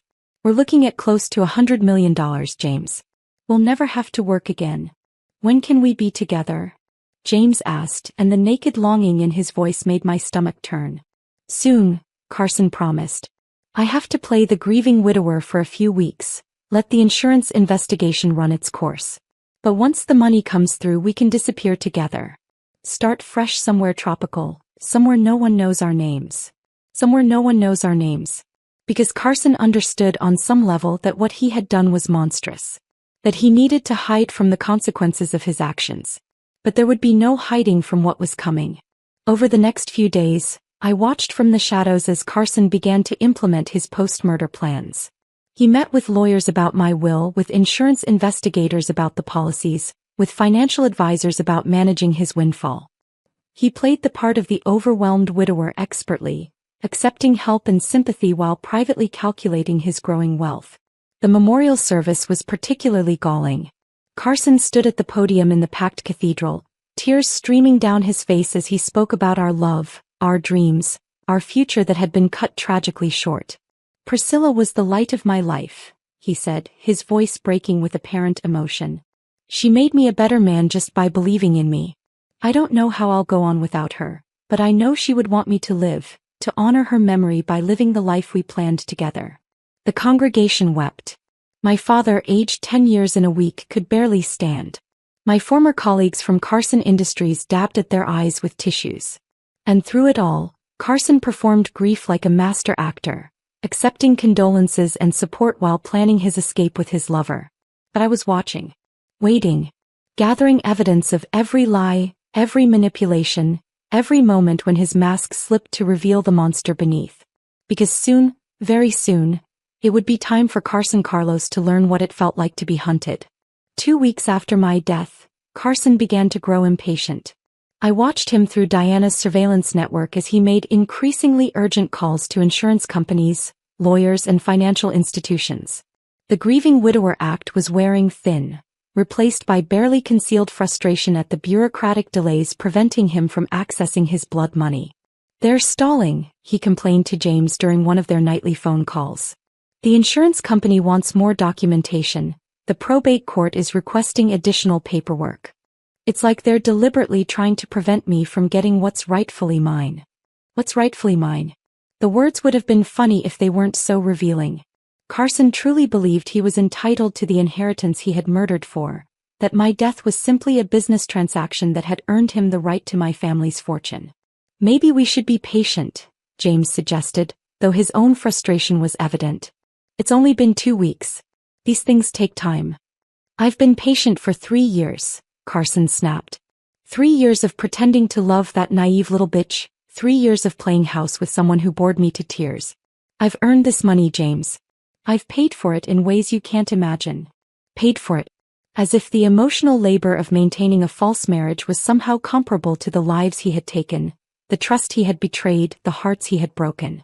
But Carson's impatience was exactly what I had been counting on. The first phase of my revenge was working perfectly. He believed he had won, that he had successfully murdered his 4th wife and was now simply waiting to collect his reward. His confidence was making him careless, and carelessness would be his downfall.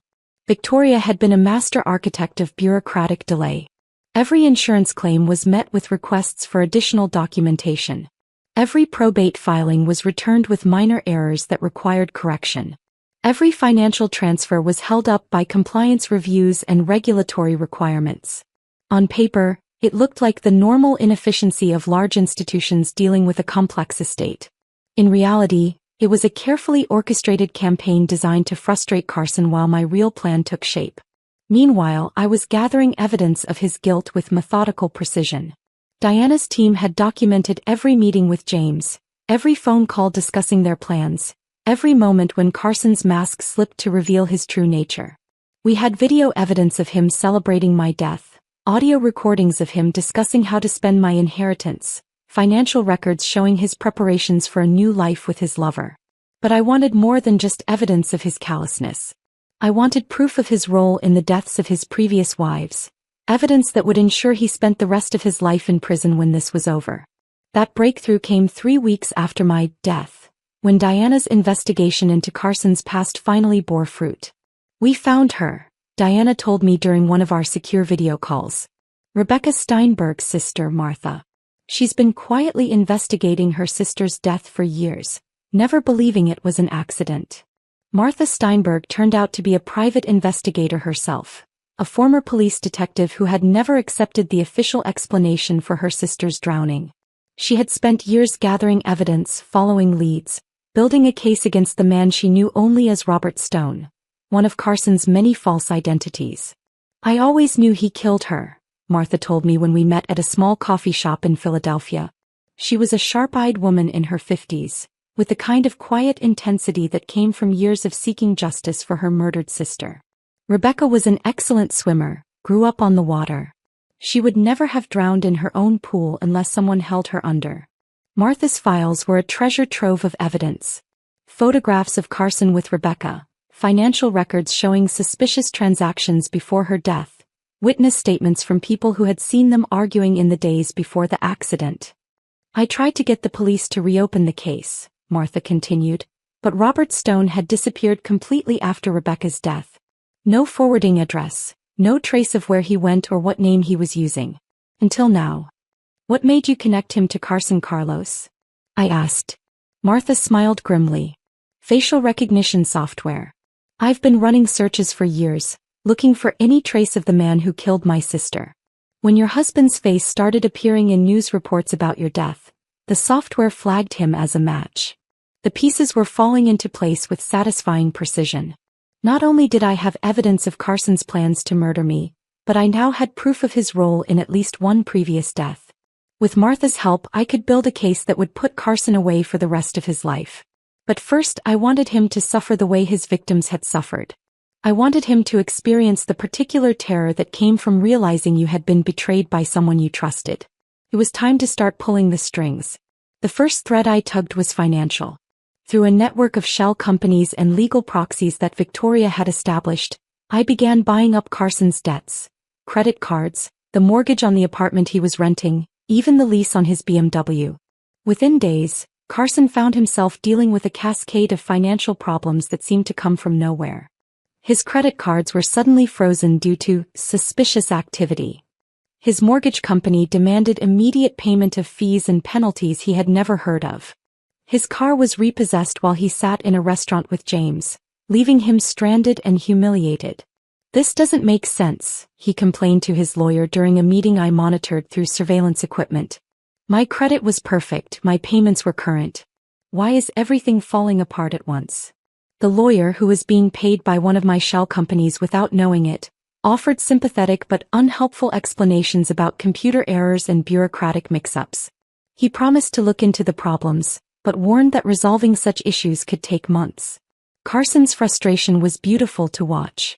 For the first time in his adult life, he was experiencing what it felt like to be powerless, to have his life disrupted by forces beyond his control. But that was just the beginning. The second thread I pulled was social.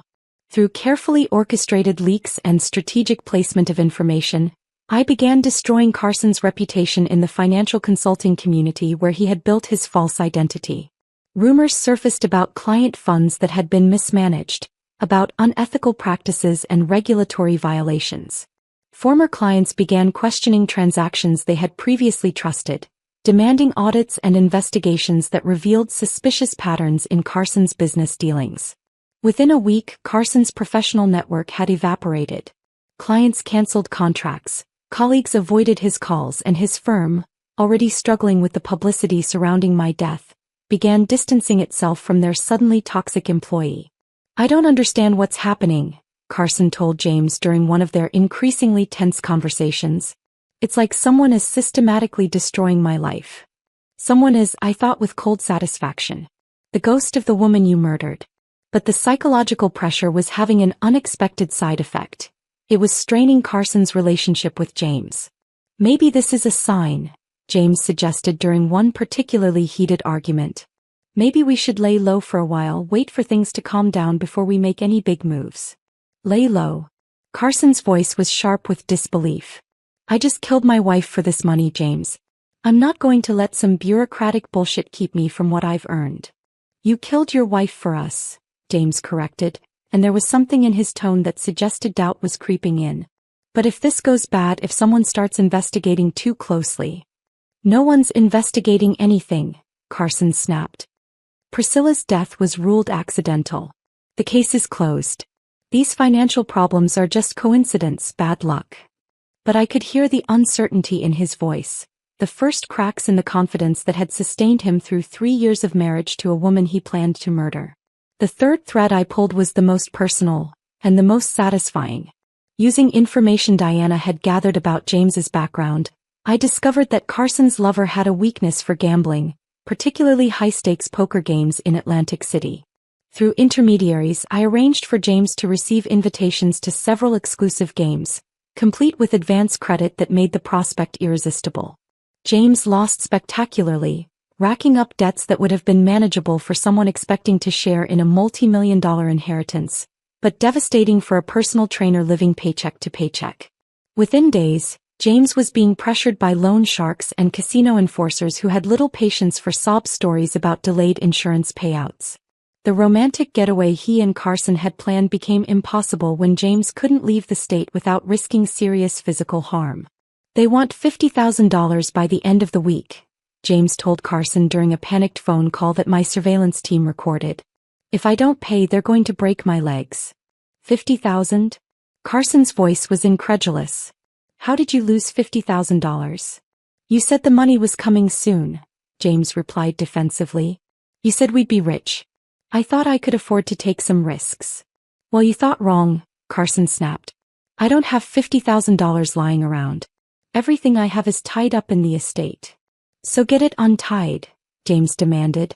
Call your lawyer, call the insurance company, do whatever you have to do. I'm not going to get beaten half to death because you can't access your dead wife's money. Your dead wife's money. The casual cruelty of the phrase would have devastated me 2 months ago. Now it just added fuel to the fire of my rage. Carson's relationship with James was deteriorating rapidly under the pressure, each man blaming the other for problems that seemed to multiply daily. The fantasy life they had planned was crumbling before they could even begin to live it. But I wasn't finished with them yet. Not by a long shot. 1 month after my death, I decided it was time to let Carson know that his victim was watching. The first message was subtle. A bouquet of white lilies delivered to his hotel room with a card that read, "From someone who remembers." Lilies had been my favorite flower, a fact Carson had used to his advantage during our courtship, bringing me elaborate arrangements that made me feel cherished and special. Now those same flowers carried a different message entirely. Carson stared at the bouquet for a long time, according to the surveillance footage, his face cycling through confusion, suspicion, and something that might have been fear. He called the florist, but the order had been placed anonymously with cash. He questioned the hotel staff, but no one remembered seeing the delivery person. The second message came 3 days later. A photograph slipped under his door while he slept. It showed Carson and James together at the storage unit where he kept his trophies from previous victims, taken with a long-range lens that captured their faces clearly despite the distance. On the back of the photograph, written in my handwriting, were 4 words, "I see you now." Carson called James immediately, his voice tight with panic. "Someone knows. Someone's been watching us." "That's impossible," James replied, but he sounded shaken. "Who would be watching us? And why?" "I don't know," Carson admitted. "But someone sent me a picture of us at the storage unit. They know about the trophies." "Trophies?" James's voice was sharp. "What trophies?" There was a long pause before Carson answered. "Things I kept. From before. From the other wives." "Other wives?" The words came out as a whisper. "How many other wives, Carson?" And that's when I realized that James didn't know the full extent of Carson's crimes. He thought he was involved with a man who had killed 1 woman for money, not a serial killer who had been perfecting his technique for over a decade. 3, Carson admitted reluctantly. There were 3 before Priscilla. The silence that followed was deafening. When James finally spoke, his voice was hollow with shock. "You killed 3 other women?" "It wasn't like that," Carson said quickly. "It was business, James. A way to build the life we wanted together. They were just stepping stones to get us here." "Stepping stones." James's voice rose to nearly a shout. "They were human beings, Carson. They were women who loved you, who trusted you. And you killed them for money?" "I killed them for us," Carson corrected. "Everything I did was for us, for our future together. But the damage was done." The perfect love story Carson had sold to James, the tale of a man trapped in a loveless marriage who found true happiness with his soulmate, had been revealed as the lie it always was. James wasn't Carson's salvation or his redemption. He was just another mark, another victim being manipulated by a predator who saw people as resources to be exploited. The third message came a week later, and it shattered what remained of Carson's composure entirely. It was a DVD, left in his mailbox with no return address.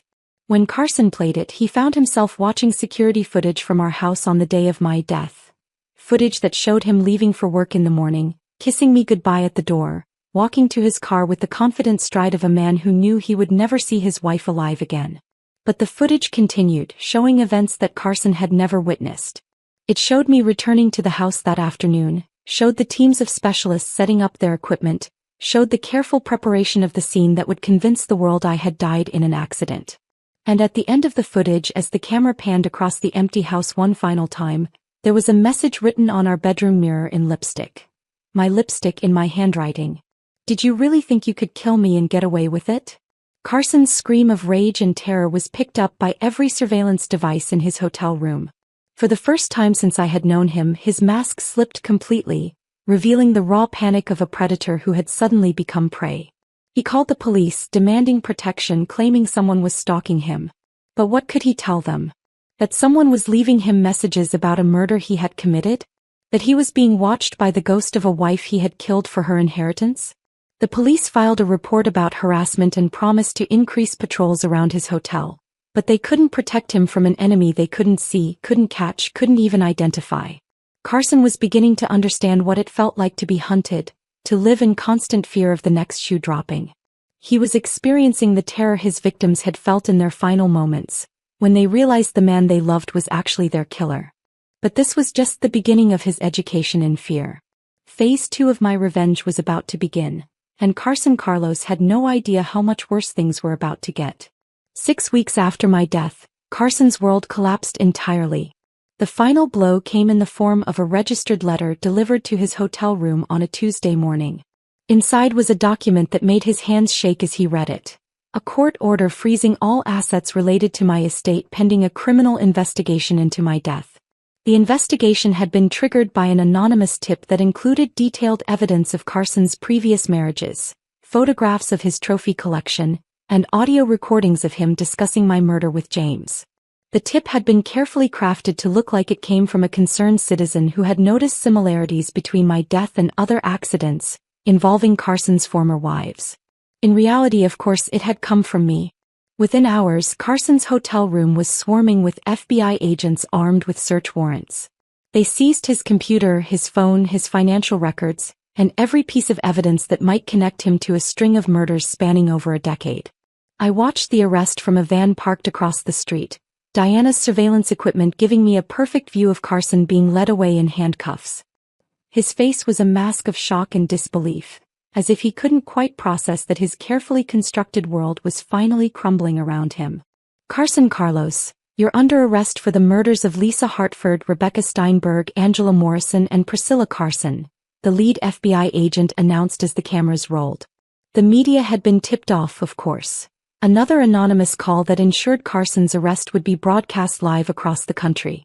"This is insane," Carson protested as they loaded him into the back of a police car. "Priscilla died in an accident. I loved my wife. I would never hurt her." But his protestations fell on deaf ears. The evidence against him was overwhelming, carefully documented and legally obtained through the investigation I had orchestrated from the shadows. The storage unit was raided that same day, revealing the trophies Carson had kept from his victims. Lisa's engagement ring, Rebecca's watch, Angela's pearls, and most damning of all, items that had belonged to me. A necklace I had thought was lost, a bracelet that had supposedly been stolen during a break-in, a photograph from our wedding that Carson had claimed was accidentally damaged. The discovery of my belongings in his trophy collection was particularly devastating to his defense.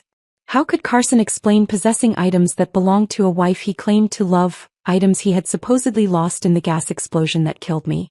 James was arrested as an accessory, his dreams of a wealthy future replaced by the reality of lengthy prison sentences.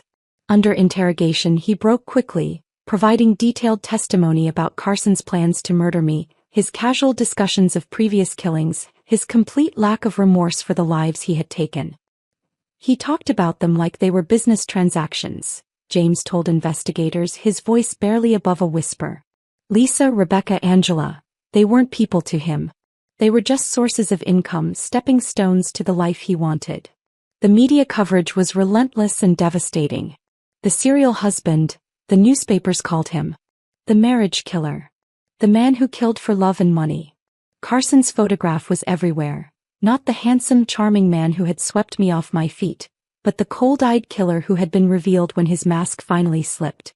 The contrast was jarring, a visual representation of how thoroughly he had deceived everyone who had known him. The trial was a media sensation that lasted 3 months. I attended every day, disguised behind dark glasses and a wig, watching from the gallery as the man who had tried to murder me was systematically destroyed by the evidence I had helped compile. The prosecution painted a picture of a calculating sociopath who had perfected the art of murdering wealthy women for their inheritances. They presented financial records showing how Carson had systematically identified and targeted his victims, psychological profiles demonstrating his complete lack of empathy, and testimony from survivors who had nearly become his victims. Martha Steinberg took the stand to describe her sister's last days, the fear Rebecca had expressed about her husband's increasingly erratic behavior, the suspicious circumstances surrounding her death. Her testimony was powerful and devastating, providing a human face for Carson's crimes that no amount of legal maneuvering could obscure. But the most damaging evidence came from Carson himself. The prosecution played hours of recorded conversations between Carson and James, including the chilling moment when Carson had laughed about my death and called me a naive little bitch, who had finally gotten what she deserved. The jury, 8 women and 4 men, listened to those recordings with expressions of mounting horror and disgust. Several jurors were visibly shaken when they heard Carson discuss the best methods for making my murder look accidental, the casual way he calculated how long he would need to maintain his grieving widower act before he could disappear with James. Carson's defense team tried everything they could think of. They claimed he was being framed by enemies in the financial industry. They suggested that his previous wives' deaths were coincidental, tragic accidents that had been retroactively connected by overzealous investigators. They even attempted to argue that Carson's relationship with James was evidence of emotional instability rather than cold-blooded planning. But the evidence was too overwhelming, too carefully documented, too consistent across multiple victims. The jury saw through every lie, every manipulation, every attempt to portray Carson as anything other than what he was, a serial killer who had spent years perfecting his technique.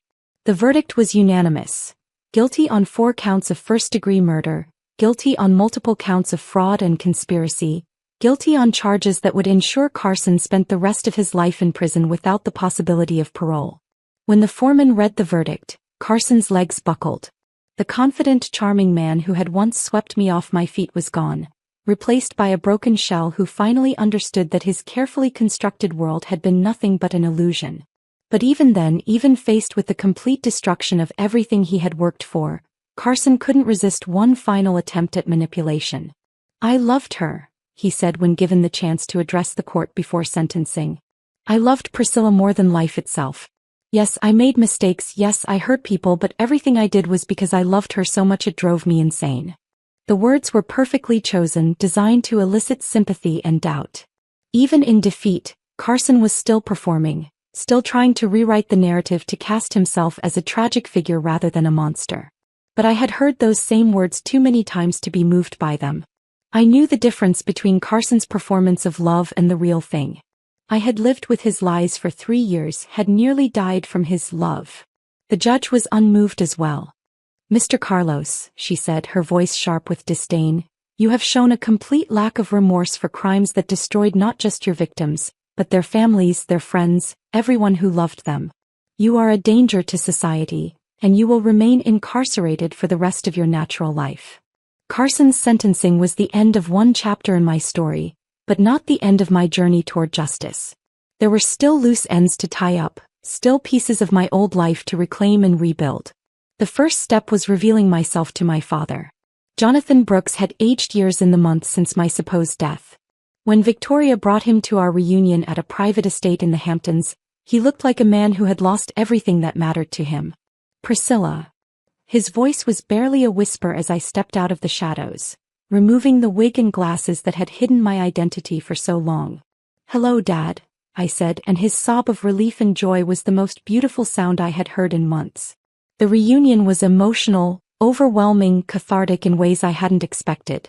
My father held me like he was afraid I would disappear again, and I found myself crying for the first time since this whole ordeal began. Not tears of grief or rage, but tears of relief that I had survived, that I had won, that the nightmare was finally over. "I'm so sorry," he said over and over again. "I'm so sorry I couldn't protect you from him." "You did protect me," I replied, "by raising me to be strong enough to protect myself." We spent hours talking, processing what had happened, planning what came next. My father had kept Carson Industries running during the months of my supposed death, but the company needed its true heir to guide it into the future. "What do you want to do?" he asked. "About the company, about your life, about everything?" It was a good question.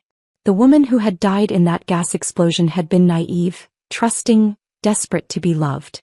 The woman who had emerged from the ashes was harder, smarter, more cautious. She had learned valuable lessons about the darkness that could lurk beneath a charming smile, about the importance of protecting herself and the people she cared about. "I want to live," I said simply. "I want to rebuild Carson Industries into something even stronger than before. I want to honor the memory of Carson's victims by using my survival to help other women who might find themselves in similar situations." And that's exactly what I did. Over the following months, I established the Priscilla Carson Foundation, a non-profit organization dedicated to helping victims of domestic violence and financial abuse. We provided legal assistance, financial support, and safe houses for women trying to escape dangerous relationships. We funded research into the psychological profiles of predators like Carson, helping law enforcement identify and stop them before they could claim more victims. The Foundation's first major case came 6 months after Carson's conviction, when a young woman named Miriam contacted us through our anonymous hotline. Her story was hauntingly familiar. A charming older man who had swept her off her feet, a whirlwind romance that led to quick engagement, subtle signs that something wasn't quite right beneath the surface. "He knows everything about me," Miriam said during our first meeting, her hands shaking as she clutched a cup of coffee. "My family's history, my inheritance, details about my life that I never told him. It's like he studied me before we even met." I looked across the table at this frightened young woman and saw myself 3 years ago, trusting, naive, desperately wanting to believe in a love that was too perfect to be real. The difference was that Miriam had been smart enough to seek help before it was too late. "You're safe now," I told her, meaning every word. "We're going to help you disappear just like I did. And we're going to make sure he can't hurt you or anyone else." Miriam's would-be husband turned out to be operating under the name Michael Thompson, but our investigation revealed he was actually Thomas Mitchell, a con artist with a string of insurance fraud convictions in his past. He hadn't progressed to murder yet, but the pattern was unmistakable. He was following Carson's playbook, targeting wealthy women for their inheritances. We turned our evidence over to the FBI, and Thomas was arrested before he could claim his first victim. It was a small victory, but it felt enormous. Every predator we stopped meant lives saved, families spared the kind of devastating loss I had witnessed firsthand. The foundation grew rapidly, funded by my inheritance and supported by donations from people who had been touched by our story. We opened offices in 12 cities, helped hundreds of women escape dangerous relationships, and worked with law enforcement agencies across the country to identify and prosecute financial predators. But perhaps the most satisfying moment came 2 years after Carson's conviction, when I received a letter from prison. His handwriting was the same elegant script I remembered from our marriage, but the words were desperate, pleading, nothing like the confident manipulator I had once known. "Priscilla," the letter began, and seeing my name in his writing made my skin crawl. "I know you're alive. I know you orchestrated everything that happened to me. I have to admit I'm impressed. I never thought you had it in you to be so ruthless, so calculating. You learned well from watching me. But I also know that deep down you're still the woman I married. You're still capable of love, of forgiveness, of mercy. I'm writing to ask for that mercy now. I understand why you did what you did. I hurt you in ways that I'm only now beginning to comprehend. But I'm a different man now. Prison has changed me, opened my eyes to the pain I caused. I want to make amends. I know I have no right to ask this, but I'm begging you to consider visiting me. Let me apologize in person. Let me try to explain why I did what I did. Let me show you that the man you fell in love with was real, even if I lost my way. I still love you, Priscilla. I know that probably sounds impossible after everything that happened, but it's true.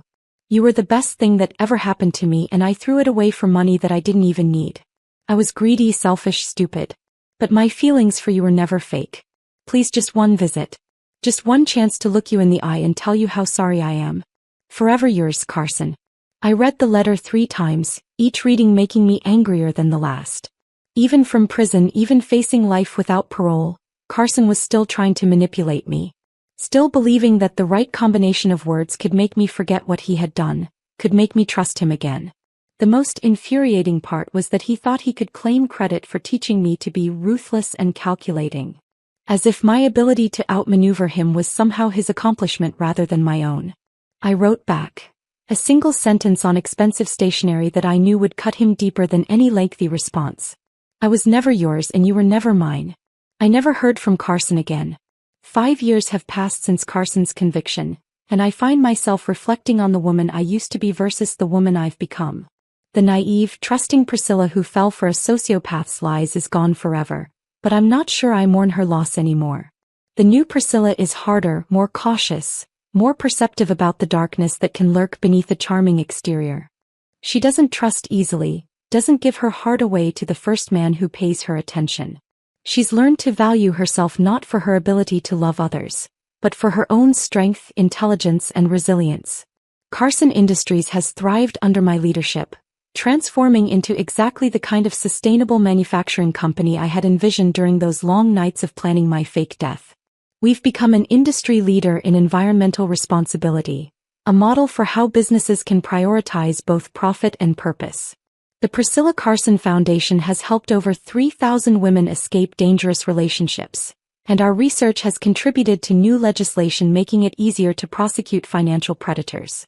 We've created a network of resources that didn't exist when I needed them, hopefully ensuring that fewer women will face the kind of isolation and terror I experienced. I've testified before Congress about domestic financial abuse, spoken at conferences around the world about recognizing the warning signs of predatory relationships, and written a best-selling memoir about my experience. The book's proceeds go entirely to the foundation, funding our work to protect other women from monsters like Carson. But perhaps the most important change is personal. I've learned to trust again. Not blindly, not naively, but with the wisdom that comes from having survived betrayal and emerged stronger. His name is Dr. Marcus Webb, and he's a forensic psychologist who works with law enforcement to profile serial offenders. We met at a conference where I was speaking about financial predators, and he was presenting research on the psychological patterns of serial killers who target romantic partners. Marcus knows my story, understands my caution, respects the boundaries I've built around my heart. He's patient with my need to verify, to investigate, to protect myself in ways that would seem paranoid to someone who hadn't lived through what I experienced. I ran a background check on you, I told him after our third date, expecting him to be offended. Marcus just laughed. I would have been disappointed if you hadn't. What did you find? Clean record, consistent employment history, no pattern of targeting wealthy women for their inheritances, I replied, only half joking. Well, that's a relief, he said with a grin. I was worried I might be a secret serial killer and just not know it.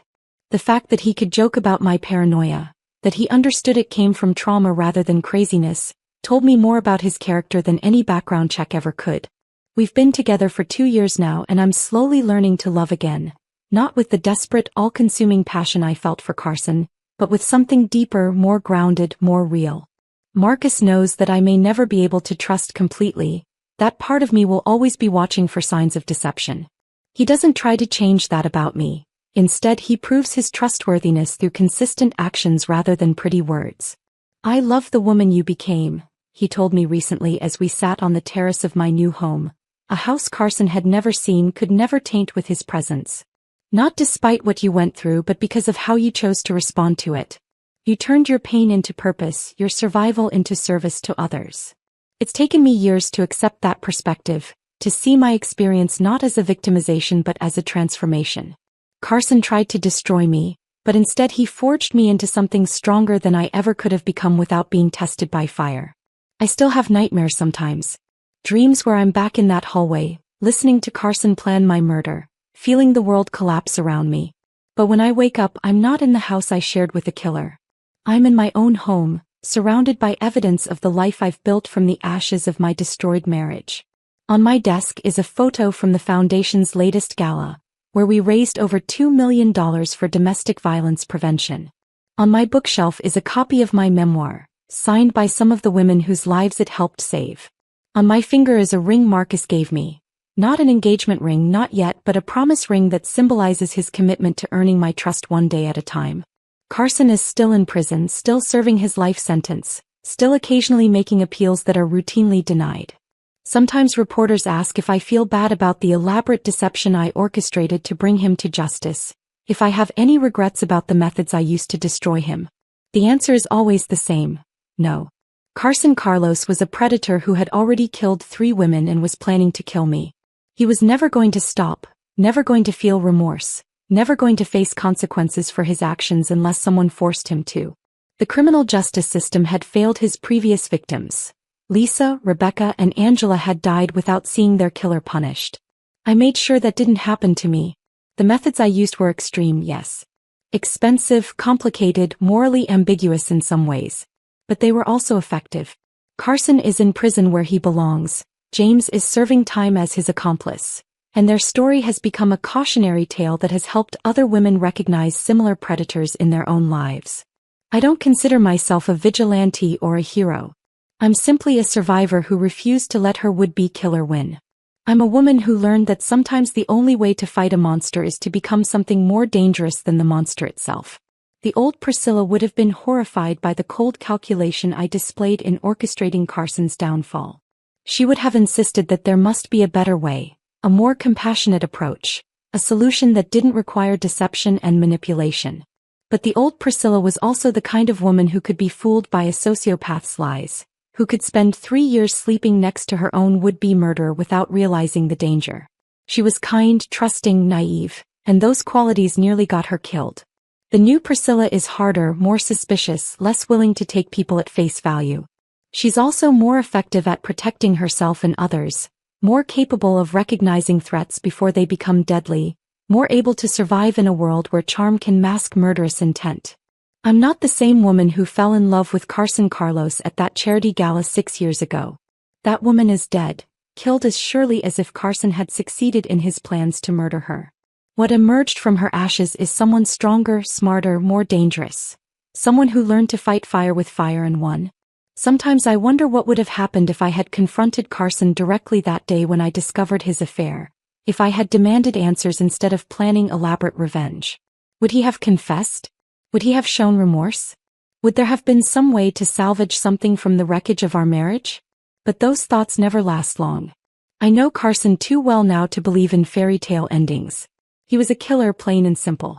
A predator who saw people as prey and felt no genuine emotion except when it served his purposes. Confronting him would have accomplished nothing except accelerating his timeline for my murder. No, the path I chose was the only one that led to justice. Not just for me but for Lisa, Rebecca, Angela, and all the other women Carson might have killed if I hadn't stopped him. At night, when I look up at the stars from my terrace, I sometimes think about those 3 women who weren't as lucky as I was. They trusted the wrong man, loved someone who saw them as nothing more than walking bank accounts, died believing they were cherished when they were actually being hunted. I survived because I was suspicious enough to investigate when something felt wrong, wealthy enough to afford the kind of elaborate deception that exposed Carson's true nature, and ruthless enough to see my plan through to its conclusion.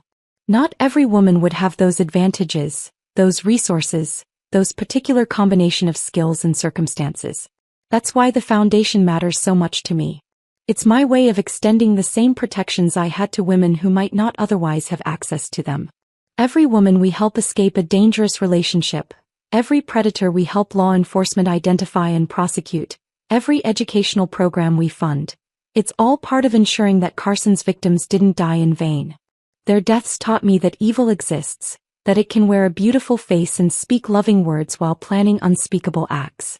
But their memory also drives me to make sure that fewer women suffer the same fate, that the lessons learned from their tragedies help protect others from similar predators. I am not the woman Carson Carlos tried to kill. I am not the naive heiress who believed in fairy tale romances and happily ever after. I am not the trusting wife who slept peacefully beside a man who was slowly poisoning her coffee. I am the woman who fought back. The woman who refused to be a victim. The woman who turned the tables on her would-be killer and watched him fall into the trap he had built for her. I am Priscilla Carson's survivor, and I am exactly who I was meant to become. The story that began with betrayal and attempted murder ends with justice, growth, and the kind of hard-won wisdom that only comes from surviving the unthinkable. Carson thought he could destroy me, but instead he created something far more dangerous than he ever imagined. He created a woman who refuses to be anyone's victim ever again. And in the end, that was his greatest mistake, and my greatest victory.